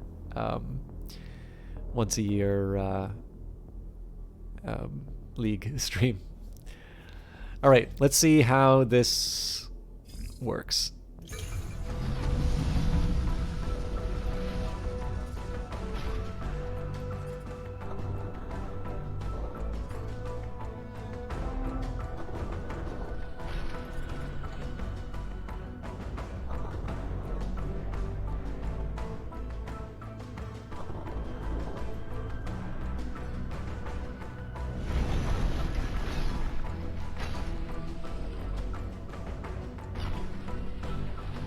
How you doing, Algrins?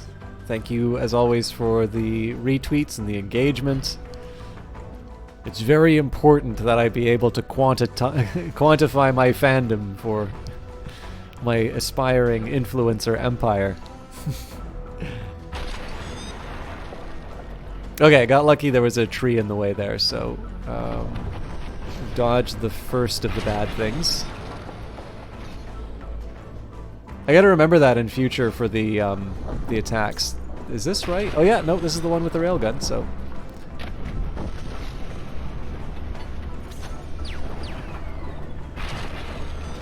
Okay, and it hit the tank. Not the tank I was thinking, but it hit a tank for sure.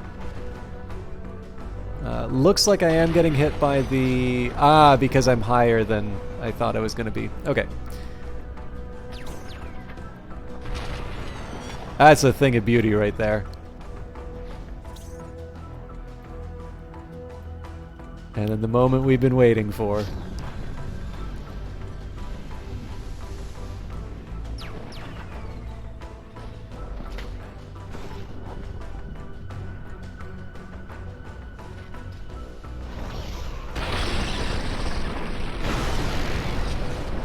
Okay, again, I was really thinking we'd get 3 there. This tank apparently said its prayers. But I'm feeling pretty good about how that turned out.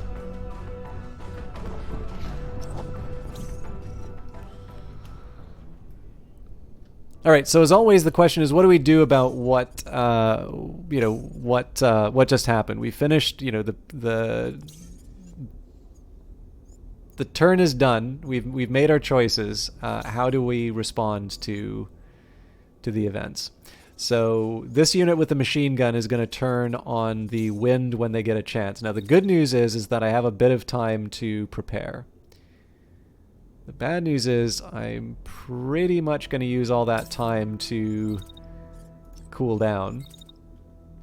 So the first question is, can I escape the... No. So I'm going to accept that there's going to be a bit of damage that happens from heat. But I am going to use the opportunity to escape the wrath of the machine gun. Although, if I could find a way of directing that fire... Oh, this is very, very cheeky, but I like it.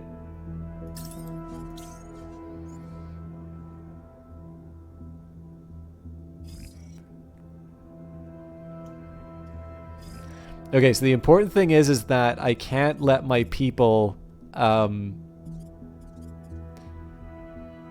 like, my people are not going to be the ones to attack this. I'm making a big, big assumption here about my ability to deliver some attacks. Okay, now this thing's going to fire a machine gun. Oh, Jesus, yeah, so this is the thing I was worried about. I definitely thought that this thing was going to be taken out this turn. So, let's try and angle things to my favor.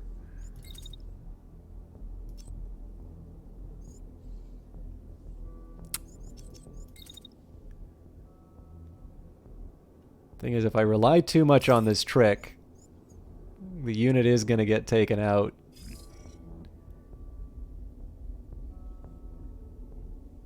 Yeah, man, there's a lot of time I spend, like, in the firing line there. Oh. So this is okay.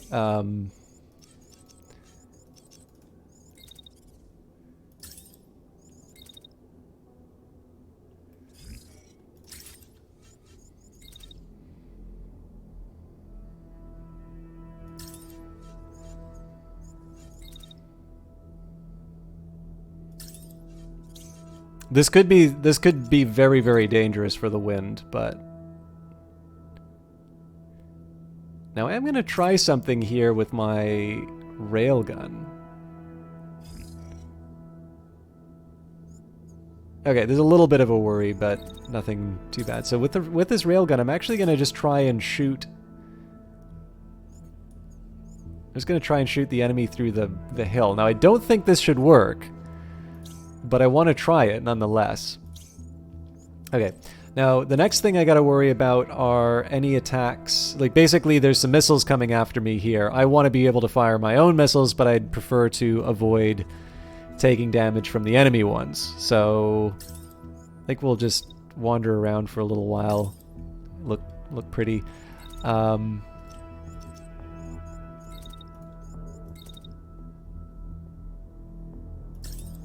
Every second that I don't fire rockets... you know what?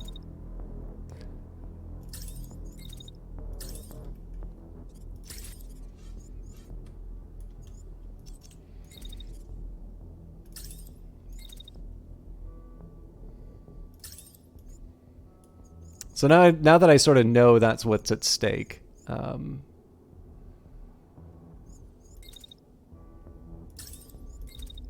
and again, I'll just tuck myself in the corner there again. Not the most exciting thing to do, but...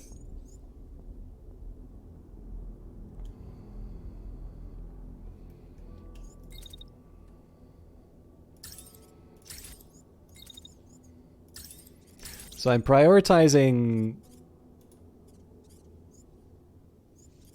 Wait a minute. What exactly is getting hit here? Oh, it's moving back! I'm an idiot! Alright.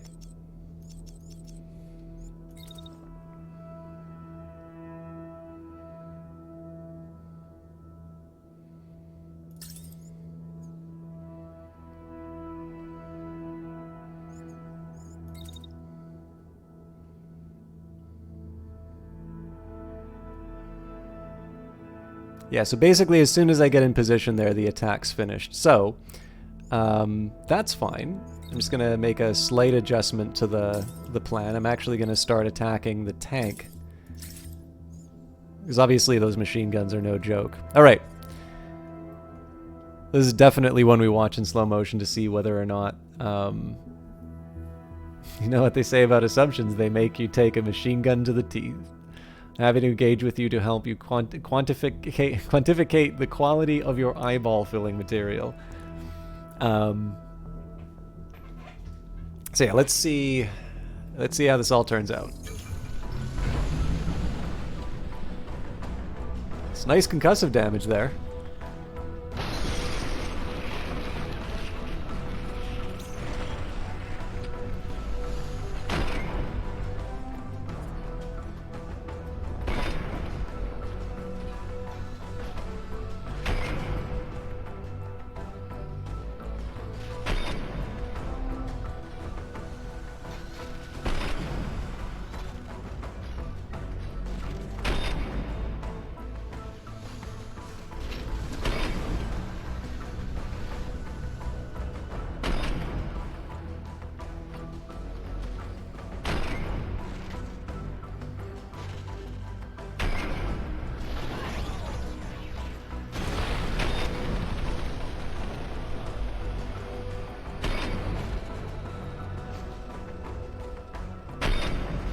So far, this cover is not too good. Wow!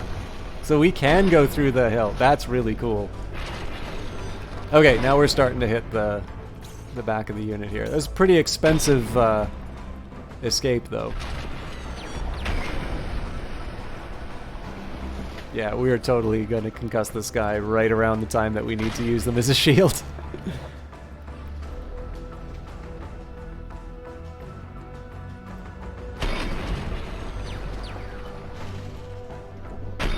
Yeah, pilot's down.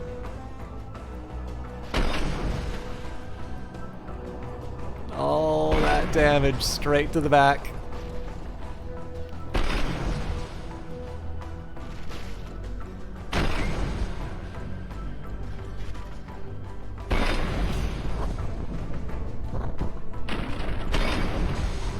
Oh, we're shooting the wrong tank too. Oh, this is a disaster.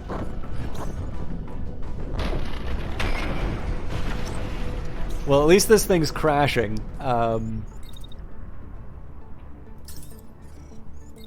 yeah, we gotta move in and end this.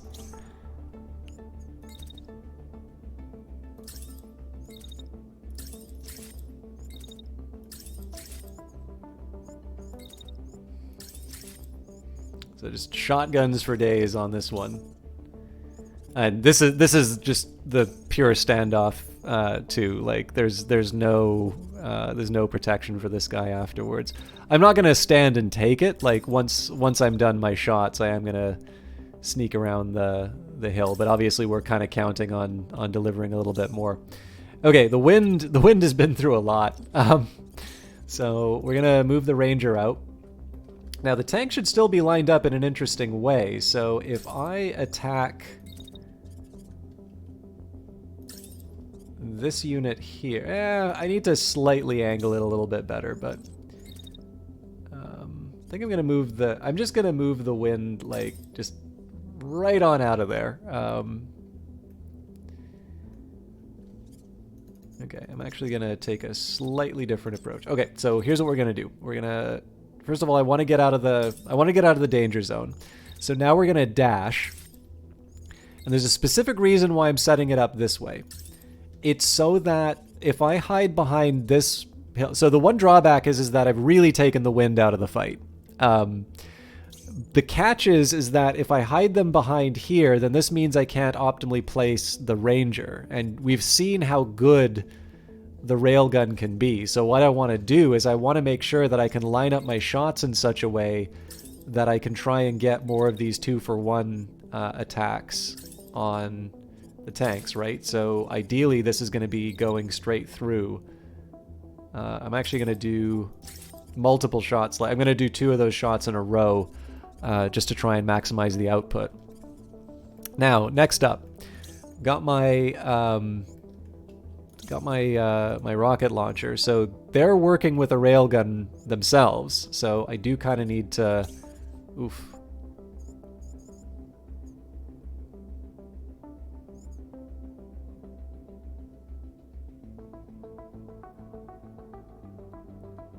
Okay, so I'm weight 2, they're weight 1, so I think I get priority. Do I want to bank on that, though, is the question. Probably not.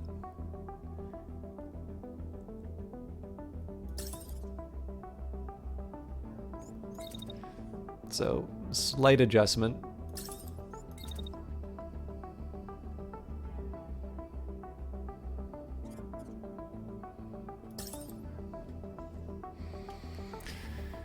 Okay. So I want to launch my rockets, but I also, like, it's probably better that I have as many things in between me and the incoming projectile. I could try and move behind this hill, but I think that just exposes me further. So, I mean, like, there's distance, I guess. Well, yeah, I guess I'm moving outside of the optimal range, so there's something to be said for that, but...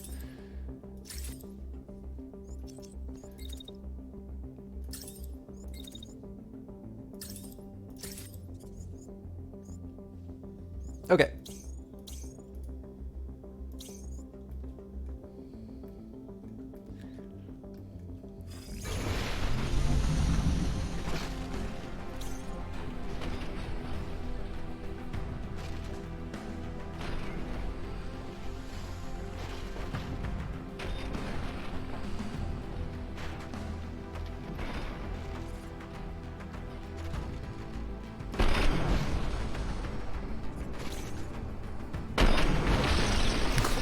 So much for the scrap.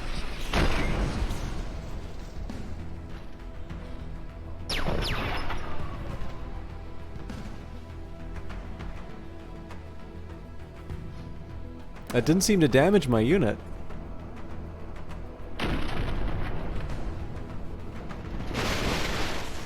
Okay, that's really beautiful concussive damage there. This particular song?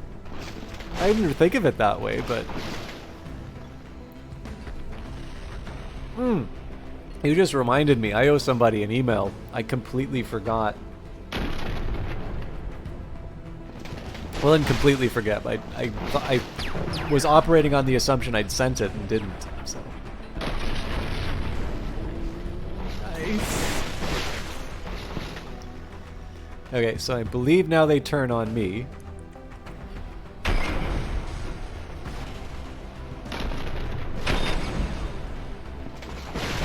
Clearly that wasn't enough for the follow-up, so in this case, this second shot here is going to be a total waste. God, that is a lot of concussive damage. Like, close, but not quite what we needed.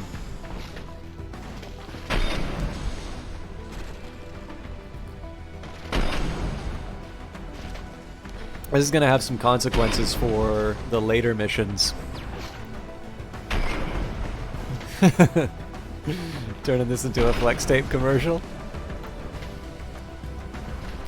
Okay, well, we at least know that the railgun repeater is the tank killer, so we gotta wait a little while on our heat.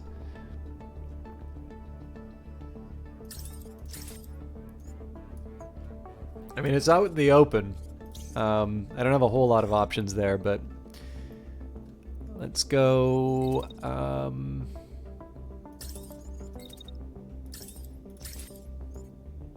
So as early as I can, just keep firing.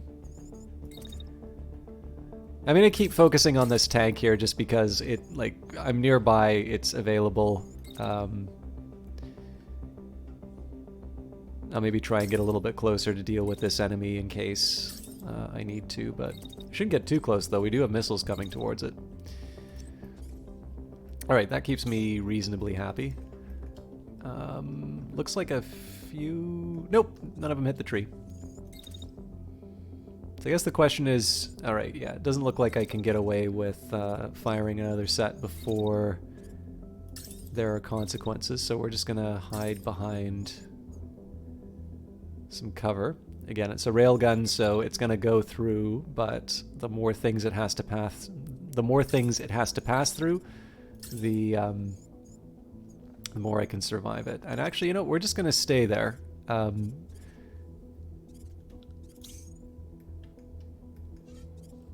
Yeah, it's not the most exciting turn, but...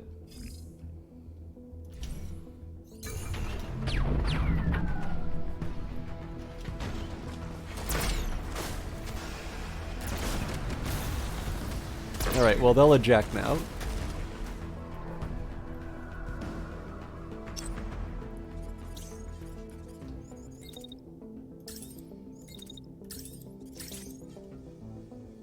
So we don't know if they're going to give up after this. They'll probably be wiped out after we do the shotgun, but...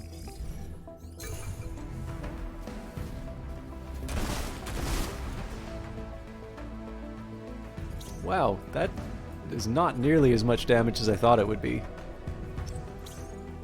Yeah, they're going to eject, so...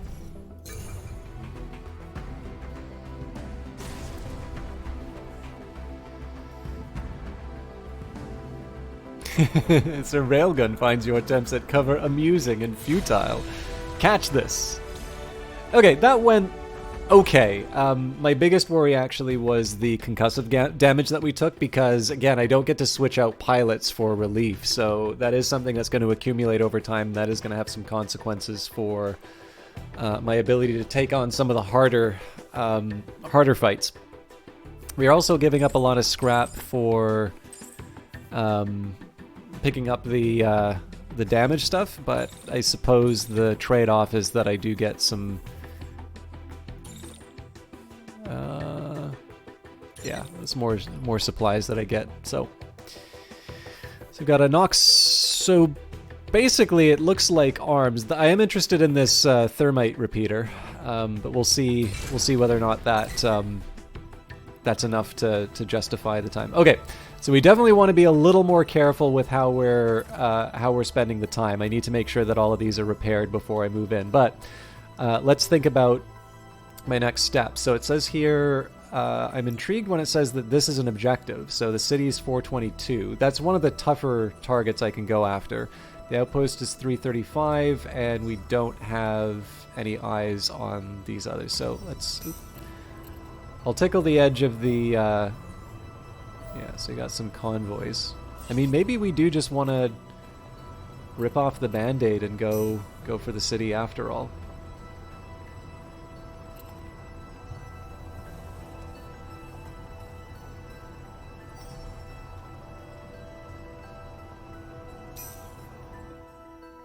Okay.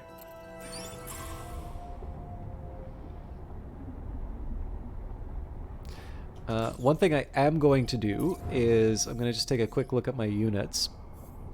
So let's get these upgrades done off the top. So as always, we take a look at the individual parts that we look at the individual stats that the upper body itself changes. So that's going to mean integrity and mass. Everything else, well, sort of. I mean, there's also like the modifiers that I want to consider. Now, unfortunately, this Asgard and this Vidar, I think I completely stripped them. So those are going to have some slightly weird stats. I'll have some ways of dealing with that in a little bit. But what I mostly just want to see here is there a way for me to strip some mass? Because obviously if it's a question of getting some more power, I can just put a different core inside. We currently have empty plating. Okay, that's fine. And I think we've already settled on the head armor, so no better hydraulics right now. Left arm doesn't seem to be anything new, although that's weird that it's saying that there's a right arm available, so I don't actually believe that. Okay, so better mass for the same integrity. We'd have to switch out the capacitor. Oh, hang on, that's a mobility compared to an offense, so that might be an argument against. Yeah, so both of these have mobility subsystems, which means I may have to... Well, you know what? Maybe we shave one... Maybe we shave one capacitor off. So the right slot, the stats that I'm looking at here says 100... Yeah, so at 180 heat generation, we're actually still below it. So again, I honestly do not know how to read heat generation versus overheat point. Because this thing has been able to operate without like overdoing it.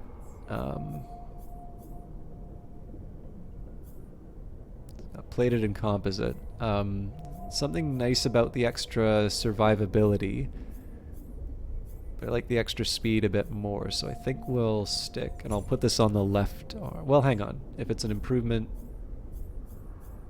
Yeah, no, we'll put this on the right arm.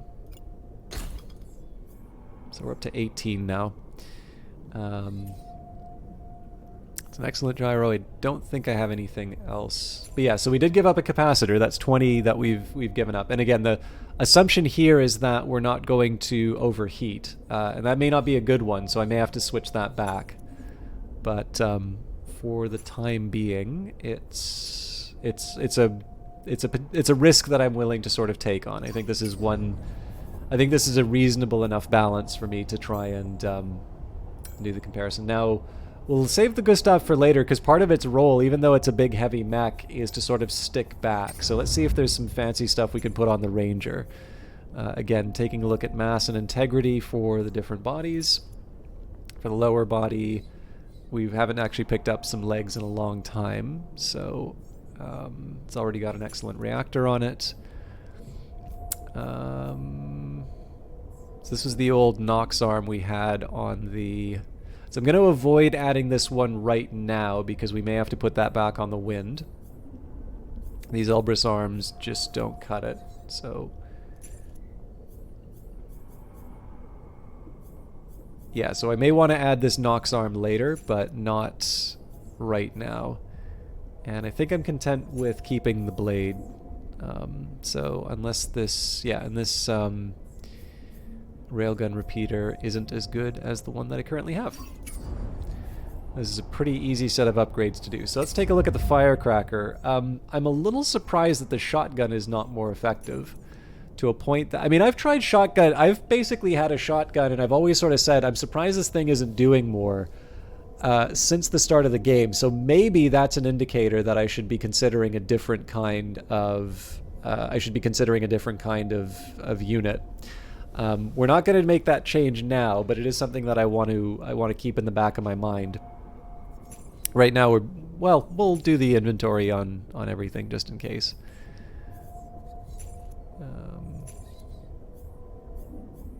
So yeah, good arm on the wind, but currently we're working with... I mean, we give up a little bit of concussion, but we increase our damage by quite a bit, and it's not heavier, so I think we are going to switch to this one. I don't see me switching off of any of these. Okay, it's a little more straightforward. I'm going to take a second here just to throw something together. The first thing I'm going to do is just take this Asgard body. And, you know, there's some basic stuff that we can do with this. So let's put a, you know, I always like the low guy because that's always a standard kind of a setup. Don't have a lot of standard cores anymore, so I'll just put a standard 3 inside there. Not sure about an offensive yet. This is an Asgard, so we'll put that in. Let's say targeting sensor right, just for the... You know, like this is... I'm establishing a baseline with this, basically. Now, we don't have any legs, so that pretty much stops construction right there. Well, actually, with that in mind, let's just do the same trick with the VDAR then, and then I can start making some, like, meaningful comparisons again. So, again, do the low guy. Low guy's not the only option, it's just the one that I sort of feel is reasonable. Ah, this is interesting. That reactor is going to give me a misleading idea of how much power this thing really has. Well, so be it. Maybe we'll put an improved reactor. Okay, so if I compare this to the Asgard, Asgard actually gives me less, although the heat dissipation... That's kind of surprising, actually. No, that's not surprising. Sorry, the VDAR is very good at heat dissipation. But yeah, so the VDAR is actually the dominant choice completely. Even past the reactor story. Okay, well, we can stick some arms on it. Again, we won't give up the Nox arm here because there may be some improvements. Well, but then again, we said, weren't there other like this Elbrus, I think, was a potential candidate.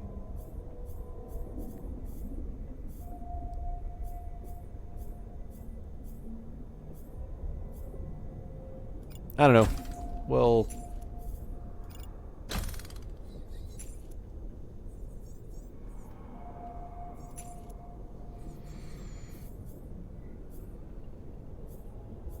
I think we've probably gotten enough as far as the clipper for 375 or the tracer for...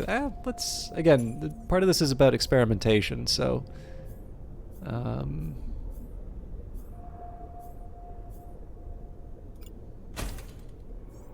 again, I need to find a lower body for this at some point, but... I mean, if we could go without the lower body, it moves at 20 speed. It's one of my fastest units. But we'll see. We'll deploy this thing later once we have some legs, and we'll see how it turns out.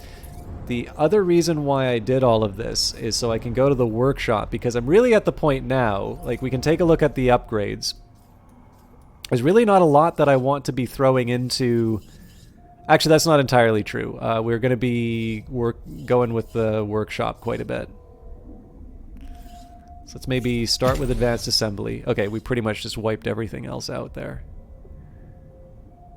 So I was going to do like parallel printing, but...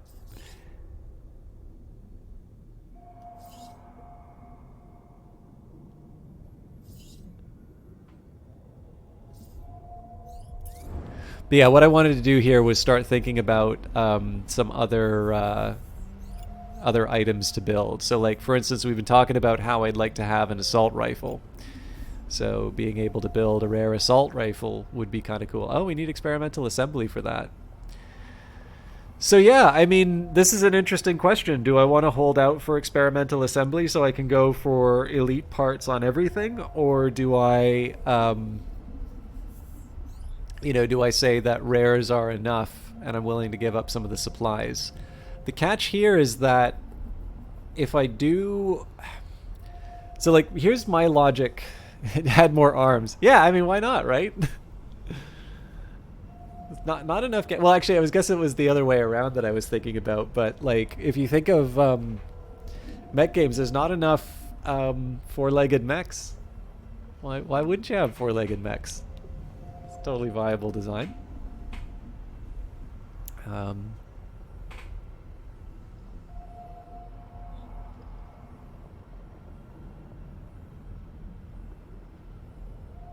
Sorry, you can just give me a second here.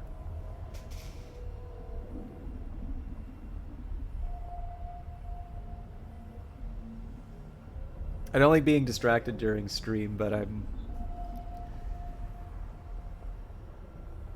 following a train of thought.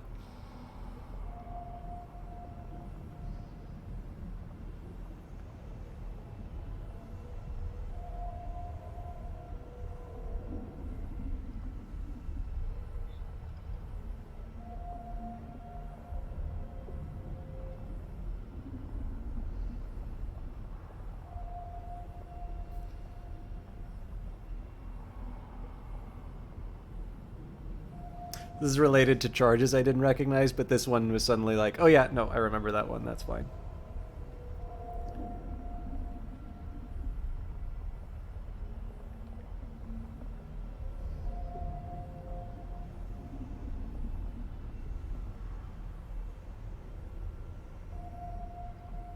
Even Battletech is for like, yeah, I always wondered if so there were some mechs in Battletech which had...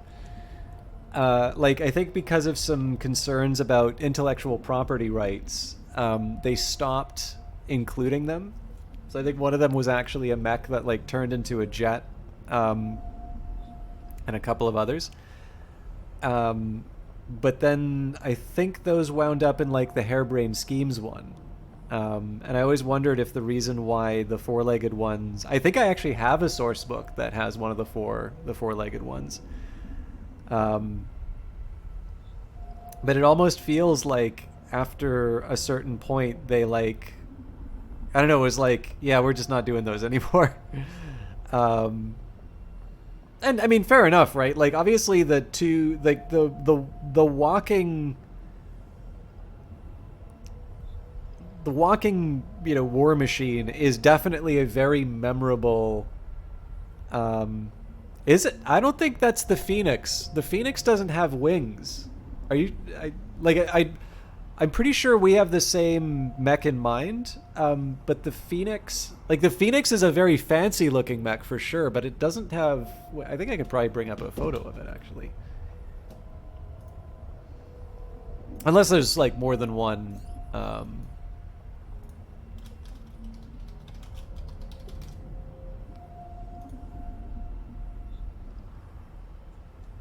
Oh wow, this sourcebook image is really different. Am I losing my mind here? Oh wait, no, Phoenix Hawk. No, sorry, you're right. There's the Phoenix and there's the Phoenix Hawk. So no, sorry, I'm mistaken. Cause I think the one I'm thinking of is the Phoenix Hawk, but you're talking about if you had meant Phoenix Hawk, you would have meant Phoenix Hawk. I'm probably not making any sense right now, am I?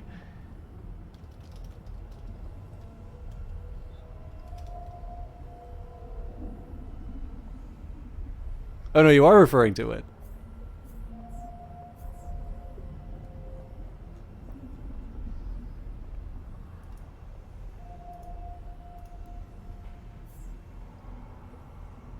Anyways, yeah. So like, this is the one that I had in mind, which is the Phoenix Hawk. This is actually sarna.net, so I can probably just do a search for the Phoenix.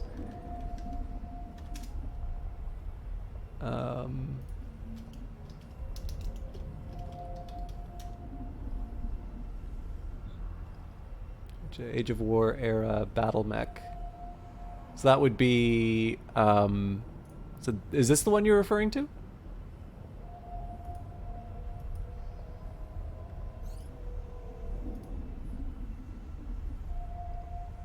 So I realize this is only tangentially related to.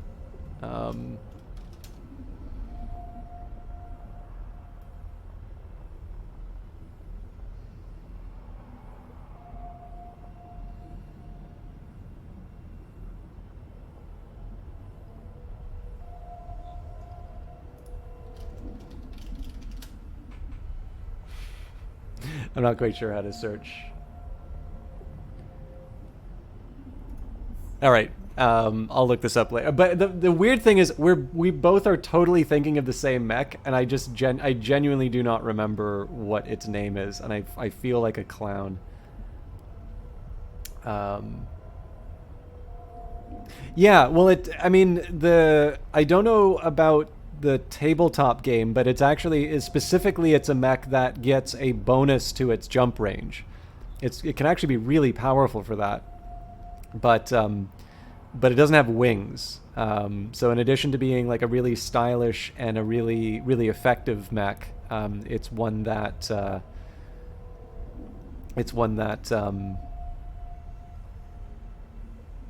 don't know, like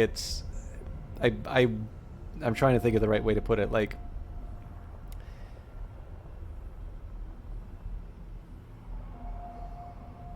I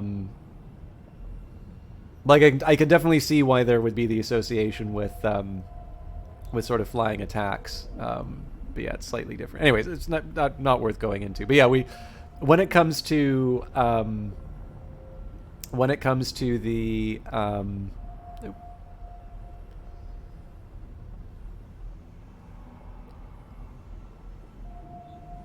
sorry, I'm really distracted right now.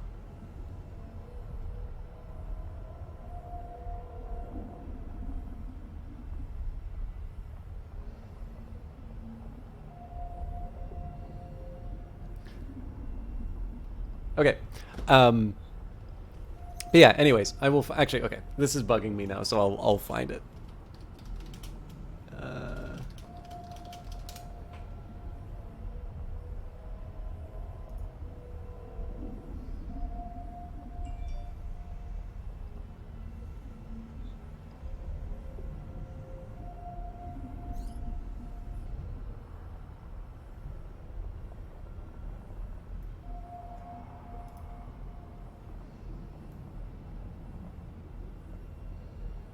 Oh, I'm gonna feel like an idiot if this is the one I'm thinking of.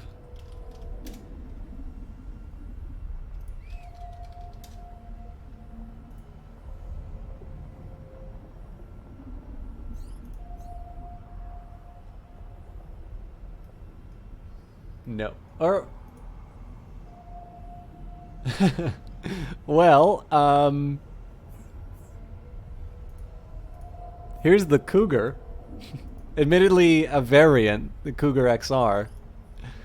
I remember this because someone kind of annoying, whenever this mech comes up in a chat I really like visiting, they keep trying to make the same mildly sexist, the way they put it, joke about...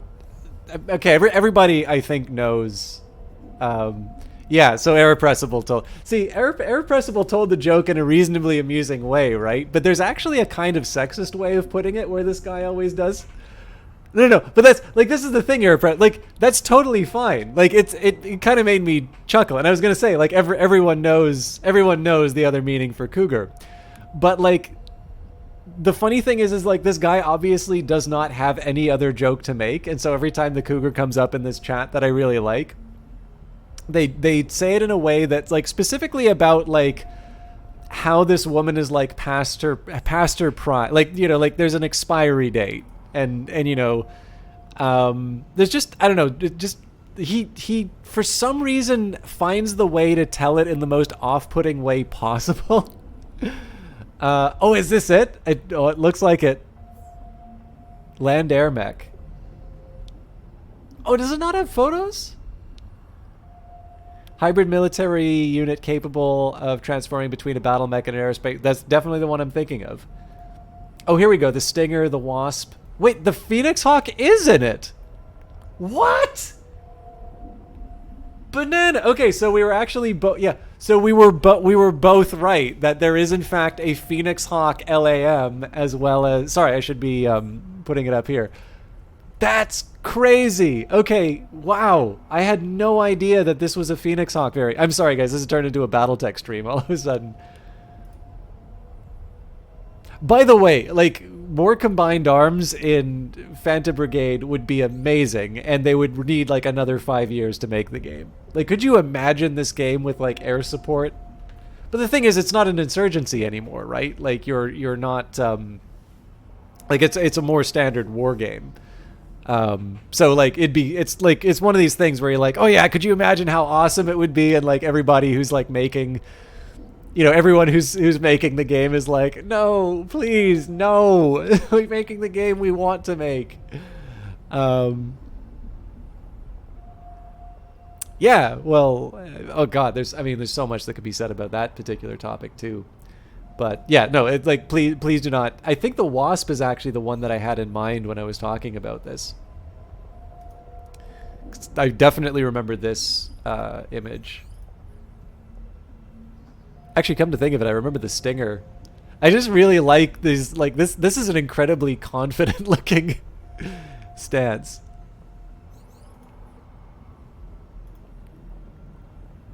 Yeah, well, I mean, like, I totally understood why you would think that the Phoenix Hawk falls under that, because it is one of the more unique designs for a mech. Like, it looks very different from the very brutal kind of looks that the majority of mechs have. So, like, you know, again, my case for this would usually be the Atlas, but yeah, well, that was one of the reasons why, you know, I wondered if that was one of the ones that had the IP problems, because there's definitely a batch of mechs which like just never appear in a source book again, even though they're never officially removed from the setting either. But anyways, my apologies. For those of you who aren't into BattleTech, I realize that was probably a particularly tedious aside, but I have made some decisions. So it seems to me that if I'm starting to print off some uncommon items now, I'm essentially just I'm picking the pocket for experimental assembly, which will give me the rare builds. So I'm gonna hold off. We only need 100 more scrap, and then we're ready to go. I'd love stuff like comms jamming, scan jamming, like all of this stuff is just pure benefit for my base. But in this case here, I think we're gonna focus on the task at hand, which is experimental assembly and being able to sort of upgrade my squad along a line that I sort of choose. And with that in mind, in order to accomplish that, I need to take out the enemy. So we're gonna go into stealth for as long as we can. Oop, there's a patrol coming in. So as soon as we cross the border, we run in. Here we go. So this could be another disaster. Yeah, that's a nice thing about the Battletech setting is if it's something that causes you trouble, you just say it's like the technology has been lost, or Comstar deleted the archives, whatever, or World of Blake deleted the archives. Anyways, sitting ducks. You're looking through the latest report when you hear one of your pilots laughing and calling out to you from the front of the base. Look at this, your pilot says. They're sitting ducks. Sure enough, on the radar, you can see that there are some enemy mechs up ahead. I think they're gearing up to join the battle over there. He taps the screen where there's a cluster of activity. We could get in quick before they know what hit them. So in this case, we'll suit up. Now again, there is a worry here. This is ranking as an impossible, and I believe it. Like we're still not at full capacity. It's also worth keeping in mind, right? This is a really narrow area for me to be, and we've got the wind. So the wind is one of the units, and then the Gustav is one of the units. So like in terms of things that can actually participate in a brawl, it's really just the firecracker. But that also presents some opportunities. So we're going to be coming in from this end. And what I'm going to try and do is I'm going to try and be really careful about the targets that I pick. We're going to try and take them at range, and then if it looks like we're going to need some extra time, we're just slowly going to be moving through all of the different cover. We do have a railgun.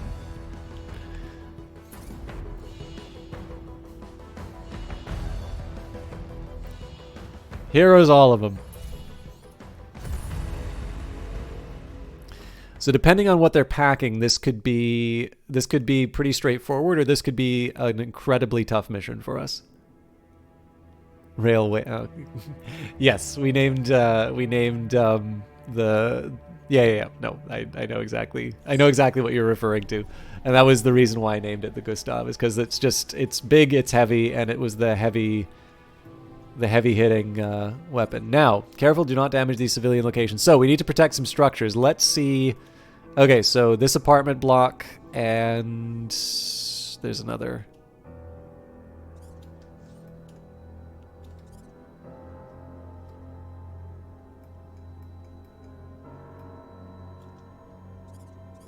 Oof. All right, so this doesn't count as cover either. All right, I've actually done. I think that we had a pretty tough. Fight in a level like this. Actually, come to think of it, this might have been the map that I did the capital city fight on the first time.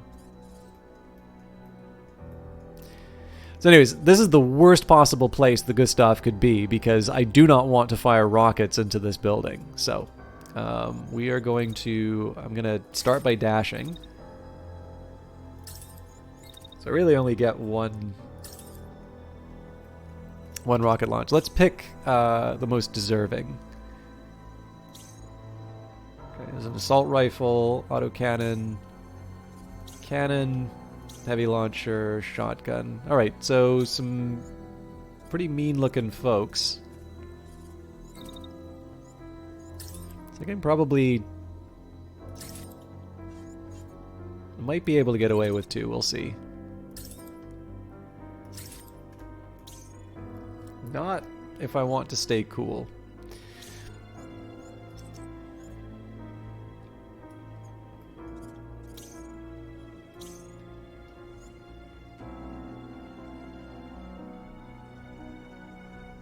Now this is going to be a really tough one for me to handle, because I don't think there's a situation where this building doesn't get damaged by the enemy. So lots of railguns. So my preference is to fire the railgun on this side because there's more enemies stacked together. Now whether or not I can make it work is a whole other question. You know what? I don't need to get clever about this. I can shoot through walls. So I was kind of hoping that I would turn this into something where I'd take out a tank right away, but in this case, well, hang on, that may still be a possibility. So if I said, okay, you know what, hang the... Oh, yeah, okay, so that's going to give me some cover. That might actually just be what the doctor ordered. But they get to shoot first.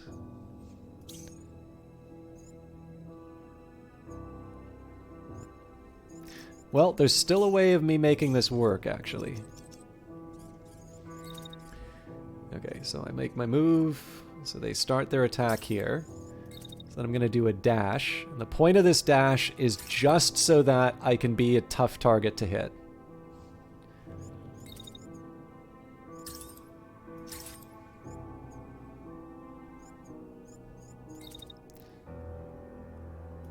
And then that sets me up for the next turn.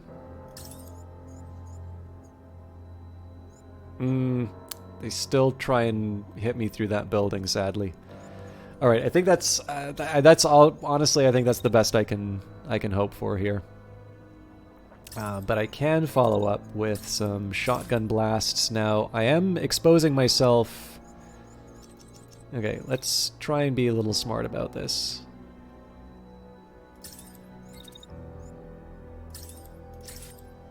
So it would have been nice if I could do a little bit more damage, but I do want to make sure that I'm able to get into some cover. And then the last question is, what do I do with the wind? So a previous system shock would do something like this, but I'm screwed if I use the wind this way. So I will keep my powder dry.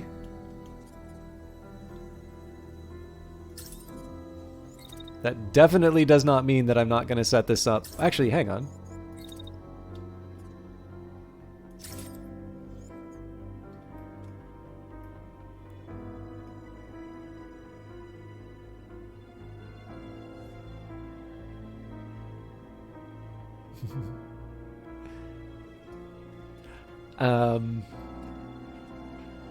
By the way, I don't know, Irrepressible, just on the odd chat, you had a laugh of it.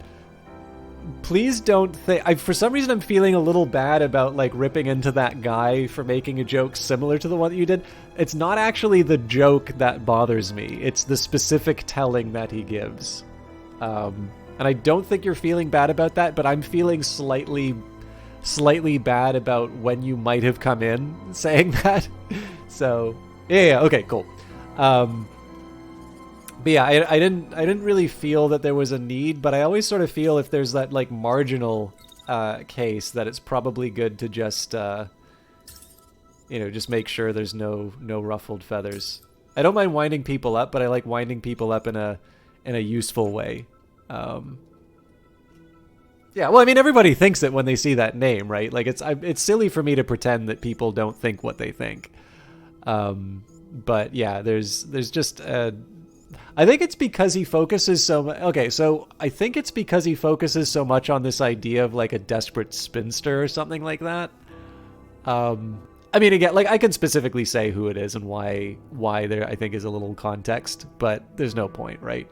But the reason why I wanted to mention it is just specifically because I know whenever that particular mech gets brought up, like, it's unavoidable. Was there drama earlier? No, not like in terms of this stream. No, I happened to make reference to a silly me sitting back with my leather recliner with a notepad. Why does this in particular bother you so much? Yeah.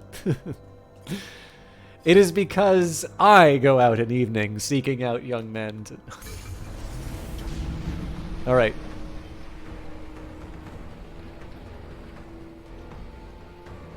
I think what it comes to for me, I definitely, like, especially in some Twitch chats, I think in some cases it is fair to say that I do get fairly close to the line as far as some jokes are concerned. And for me, one of the really important parts of that is being able to know, like, what the... Okay, yeah. Fortunately, it doesn't do that much damage, but there's no dodging the railgun. Good to know.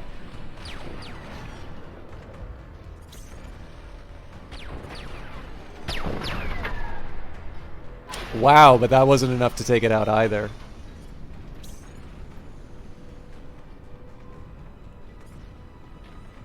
Okay.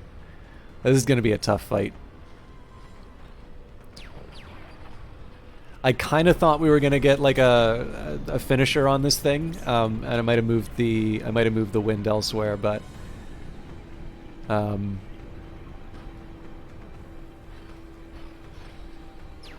yeah. Anyways, I tend to get quite conscious. I think it's mostly because I know I can ruffle feathers. I try to be conscious of what the object of the attack is when it comes to certain jokes. And I always try and keep that the distinguishing feature between when I'm sort of having a laugh and everybody's having a good time and when, you know, basically somebody's being bullied.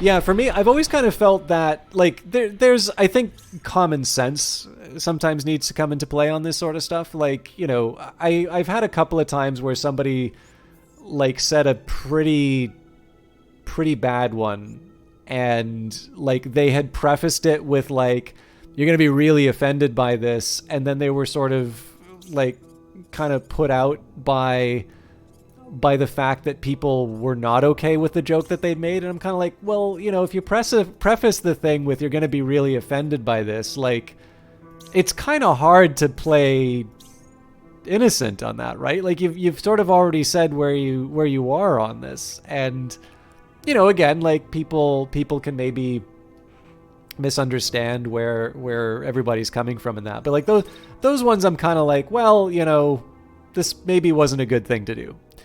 If somebody says something, you know, and they maybe failed to appreciate the context, or maybe, you know, there was something else going on there.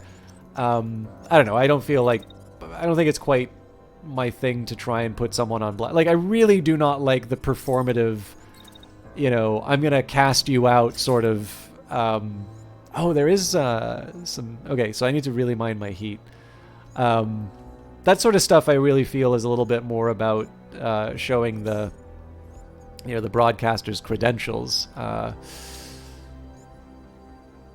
But yeah, I don't know, like, just like people to get along and be nice to each other.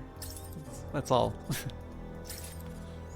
Kind of attacking stuff at random here, but the marksman does seem to be a good target. So I'm not worried about this red line because this is just the shield coming up.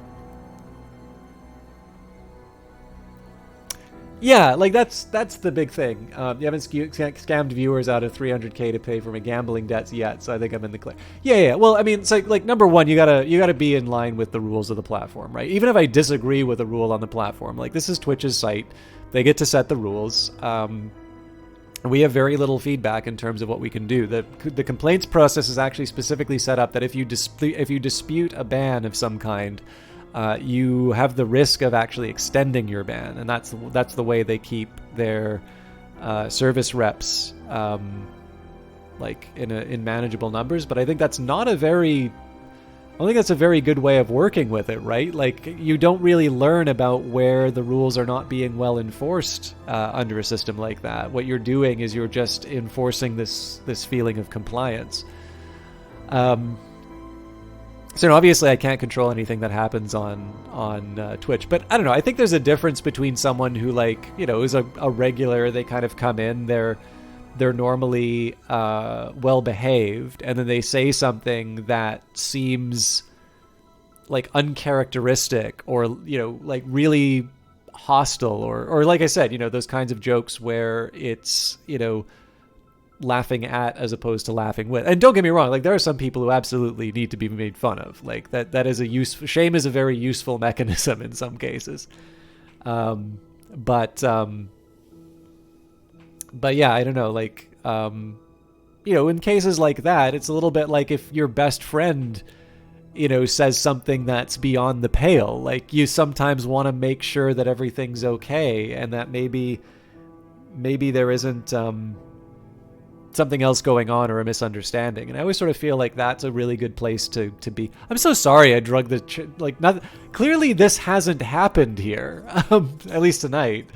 And I'm spending so much time talking about it. I'm being a real bummer. But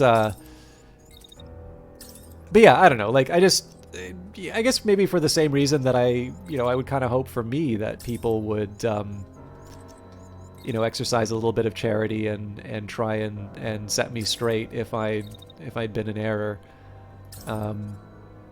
So it is still going through the building, but I know there's heat damage coming from that, but we wanna put as much damage as we can out. But yeah, I mean, like, as Allgrin's example here is like, look, you're gonna think I'm a total ass and a racist, but insert terrible joke. Like, that's one of these cases where you sort of, it's almost kind of like prefacing that with saying, is like, now that I know you're all cool, and like making someone complicit in your really horrible worldview that way it really dampens the mood. I think the biggest problem with that is that, because I think with people like that, the one thing that I don't think they appreciate when people kind of come down on them for doing that sort of stuff, I think one of the things that they sometimes miss is that by framing it that way, by basically sort of saying your silence is, this tacit endorsement, there's like a no-win situation. Like, people who don't want to think of themselves as jerks have to say something. And then when someone does say something, they act quite hurt about the reaction. And it's like, well, look, you've set the terms. So, I don't know. People are difficult to work with sometimes. And other controversial statements. I need to hop up and I think in a few minutes I may need to pick something up, but let's see how this turn works out.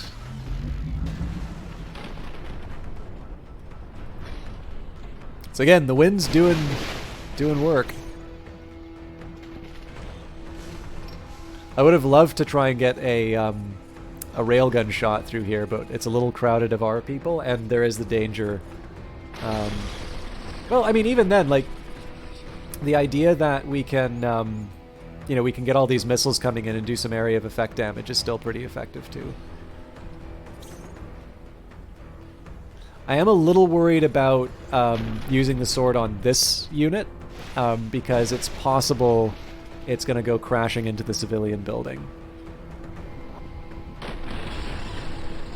Okay, that's good. That unit's actually out of commission now. Unfortunately, there's some blue on blue with the wind. Let's see how the railgun works. Alright, we're not changing the world as far as that damage is concerned, but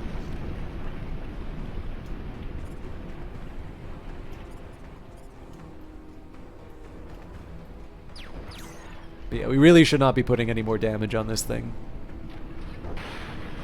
We will, but we shouldn't.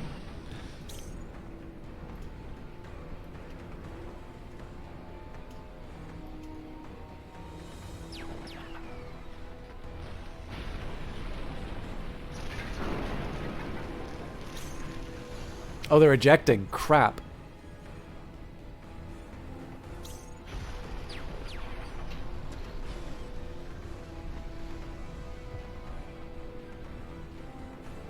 This is gonna get awkward.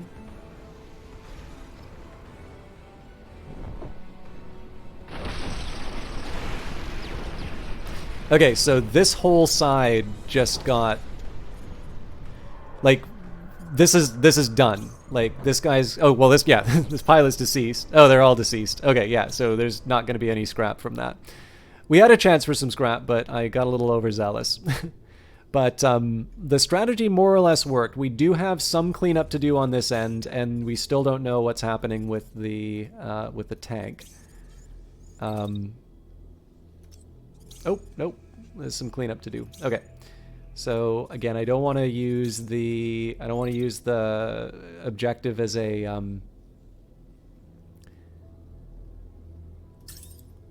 want to use the objective as a as a shield.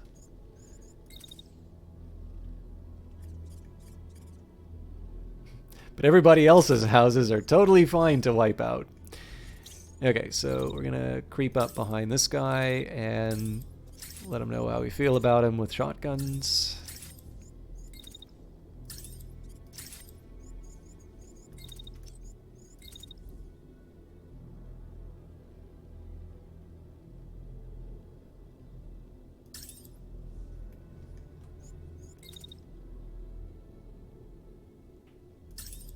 I really probably shouldn't be moving around like this, but I kind of need to. I need to make sure that I'm. Oof.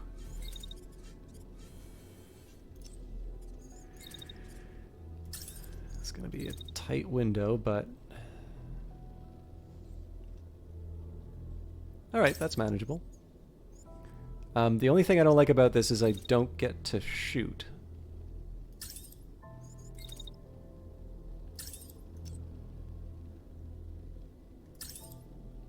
Well, that's fine. We'll make do.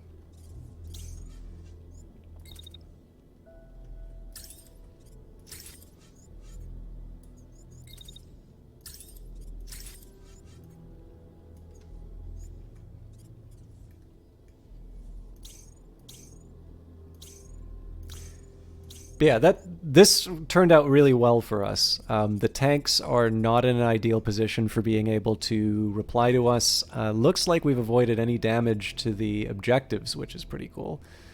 And we're going to hopefully be able to clean these two up. I should see what they're... Oh, wow, this guy's already ejecting. Jesus, I should have paid attention to that. That's so much scrap I'm just leaving on the table.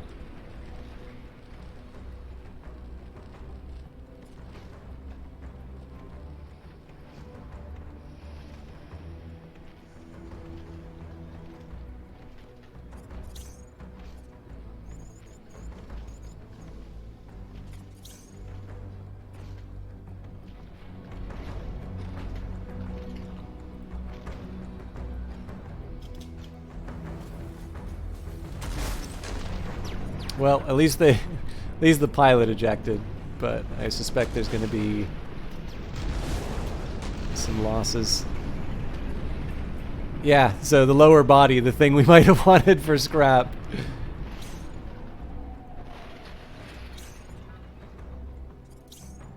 Okay, so I've set myself up for a shotgun shot. Huh, it looks like this unit's not actually trying to attack us.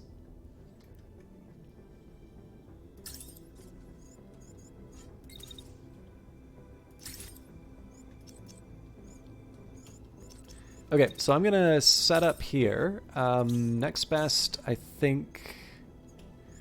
Okay, so they're coming after the railgun, so I have a couple things I can do to fix that.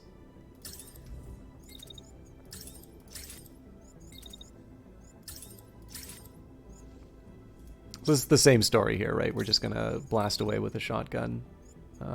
Clearly I'm not gonna be able to get a third of those. Okay, let's use my railgun. Always nice to double check that there's nothing behind that I need to worry about. So part of this is just getting the extra concussive damage in, frankly. And I suspect because they're going between buildings, this is actually going to be pretty good for dodging the missiles, but yeah, we only have 2 enemy units to worry about, so...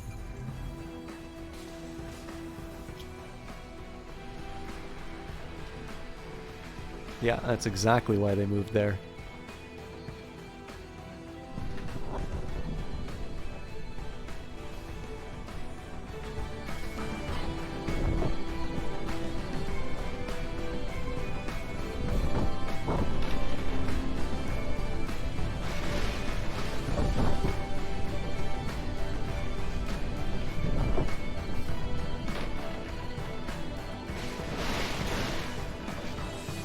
Not enough to deliver a win on the tank, sadly.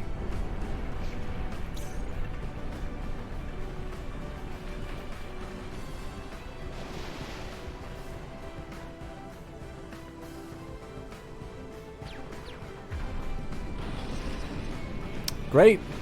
So it's just the tank, then we're done.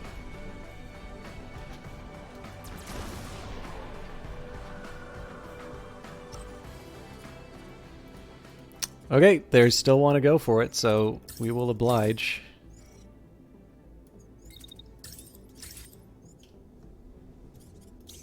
Is there a direct line to the... Okay, there is, so I'm going to have to hop down from my little perch.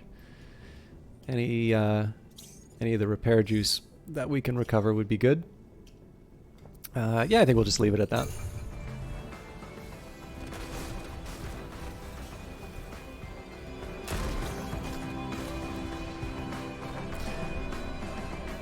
All right, so that could have gotten a lot. That could have gone a lot worse. But that really,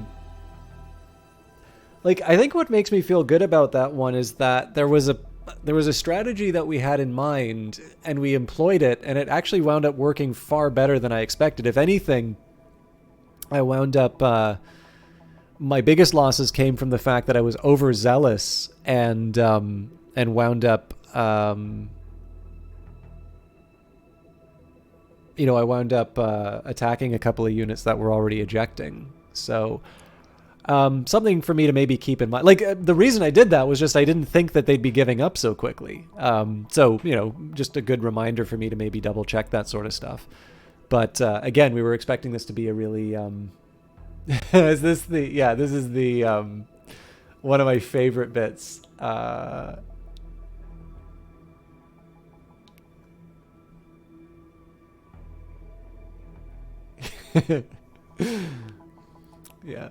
I don't remember exactly the tone for all of it, but this recruits is a 20-kilo ferrous slug. Feel the weight.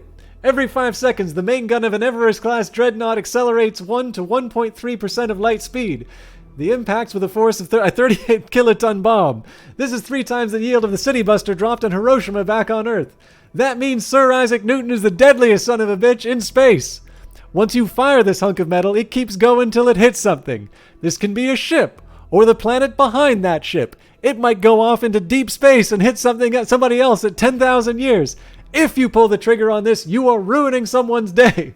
Somewhere and sometime. That is why you check your damn targets. That is wait till your computer gives you a damn firing solution. That's why, Serviceman Chung, we do not eyeball it. This is a weapon of mass destruction. You are not a cowboy shooting from the hip. Obviously, I do not have a future playing drill sergeants, but that is a... That is a particularly inspired bit of writing in obviously a series very well known for the quality of its writing.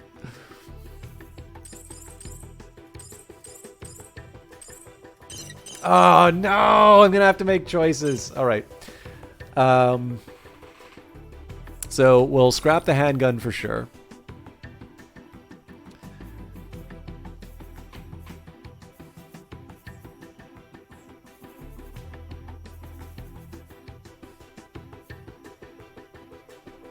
So this is an upgrade from my existing shotgun.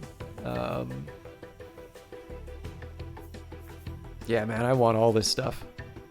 This is what I get for.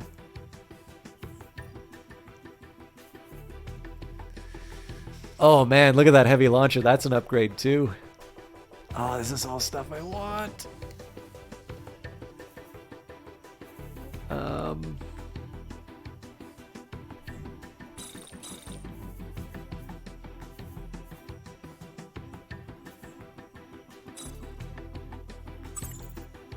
Cool, I got another 5 to play with.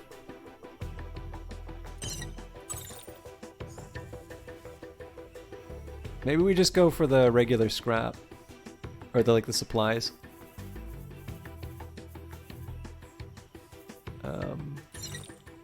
So probably this knocks upper, but...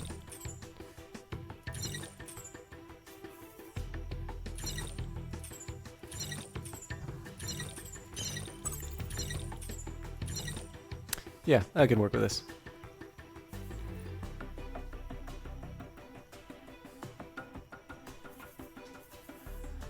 So yeah, so I'll talk a little bit about, I don't want to spend I don't need to give a treatise on every single scrap choice that I make, but here's the basic logic that went into the sacrifices. So like basically, as a default, I'm not going to wind up.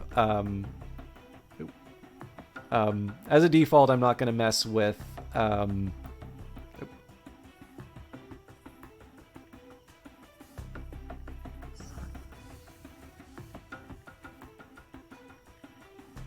going to have to vamoose for a minute.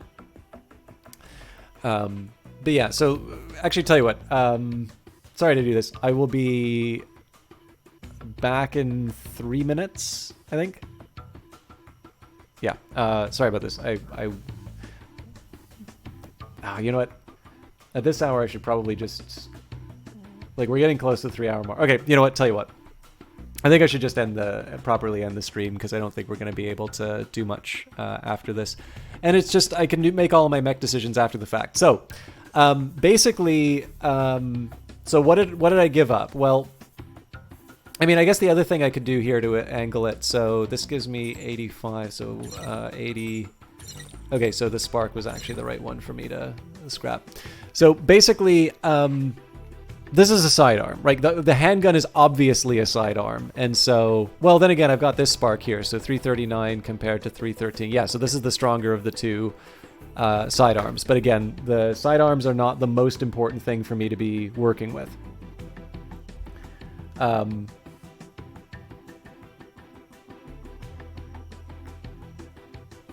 What on earth?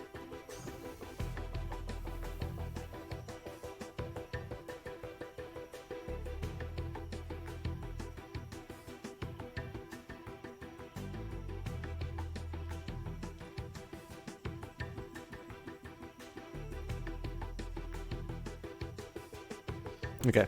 I can probably deal with this when I wrap up for tonight. But yeah, so the sidearm should probably make the most intuitive sense. I mean, actually, okay. No, because this is... Okay, but yeah, so sorry, the next question would be, so why am I keeping these as opposed to trying to claim these Nox arms? Well, the Nox or the arrow arms. And the difference is these are damaged. So these are going to take 25, whereas these are 15. So it's a difference of 10 scrap. And then the question is, well, where do I get the 10 scrap from? And I could say, well, okay, I give up... Actually, sorry, there is one more improvement I'm going to make. We give up this spark, and now we can get... No, we can't! I'm an idiot.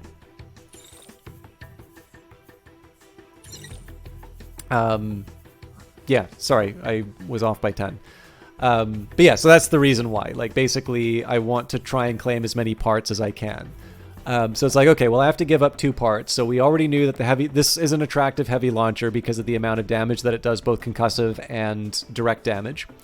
We know that so generally the stuff that's intact, I put a bit of a priority on just because it's my lowest cost. So my biggest gains will come from giving up damaged items. Now, the arrow lower, I was pretty much always going to be keeping because I need lower. Like, I've always needed lower for this team. So that's why I'm also keeping these rare ones as well. But what is true is that I'm probably, if I'm going to use a heavy arm, it's probably not going to be an arrow heavy arm.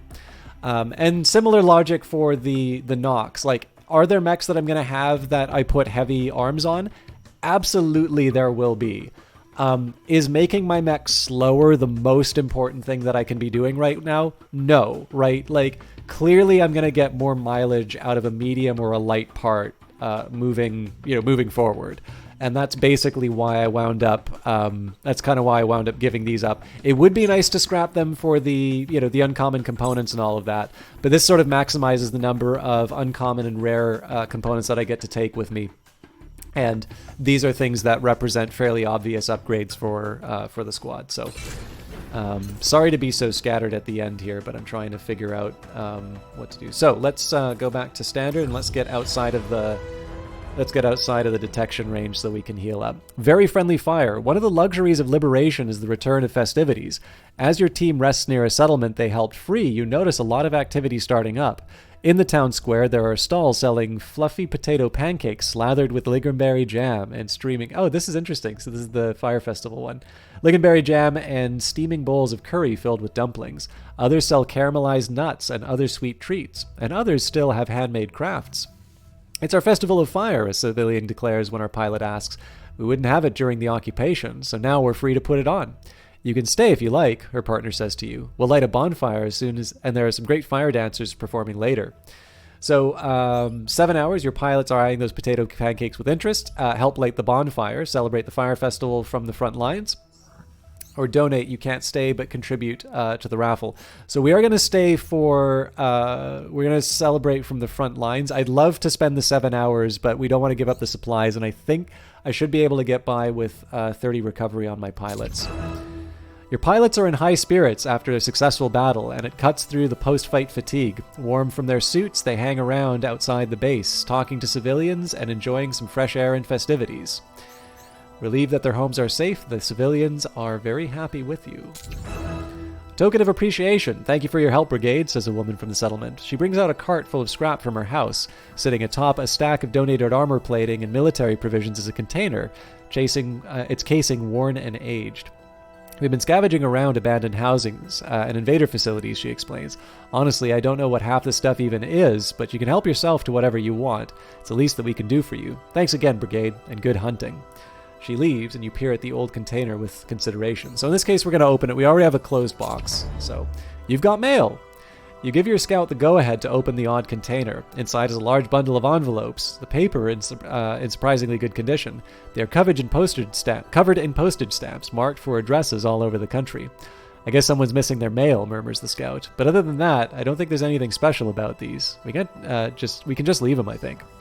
Is there a post office nearby? Asks your mechanic, crouching to take a look. If it's on the way, then we may as well hand it off. The scout shrugs. What do you say, Commander? Up for playing courier? Deliver mail? Of course we're going to make someone's day. Okay, so the delivery is... Oh man, that actually gives us a chance to resupply too.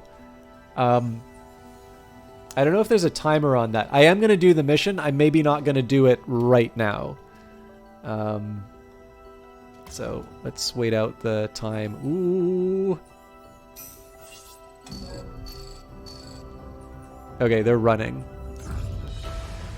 Stuck in the mud. Ooh. The rain outside hasn't let up for hours. Luckily, the mobile base's wheels are able to deal with the thick mud on most of the country roads. Not everyone is so well equipped, though, and you come across a tractor that has gotten itself stuck. The one driving is splattered in mud and looks exhausted. Please, she says, when the base stops. Will you lend a hand? There must be some equipment that'll help you here. So in this case, we are going to use the supplies. I don't want to, but we're not at 500, so... And I wanted to shorten the period of time. Oh, okay. We're actually not in investigation, right? Anyways, I want to minimize the time that I can be detected. Yeah, so... It's an hour that we're going to be in sight, but...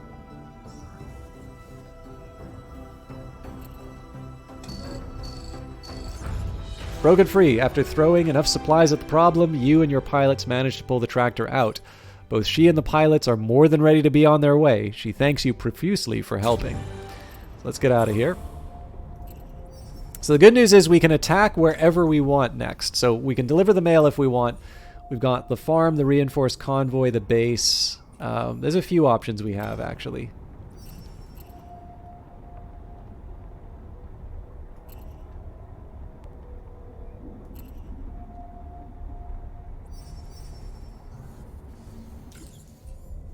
So I don't quite know what this thing is yet. Repair convoy, interesting. So this is a trickier fight. This is something that we can handle. But I don't like, the thing to keep in mind is that I don't have that much juice left in the base. So if I'm gonna be making my move, I pretty much have to just dash towards the reinforced convoy now. But I don't know. This feels like the right choice. But yeah, I think I'm actually reasonably pleased with the kind of progress we made. The reconstituted brigade, I think, is showing off some abilities I wasn't expecting. I'm definitely getting better at using the rockets.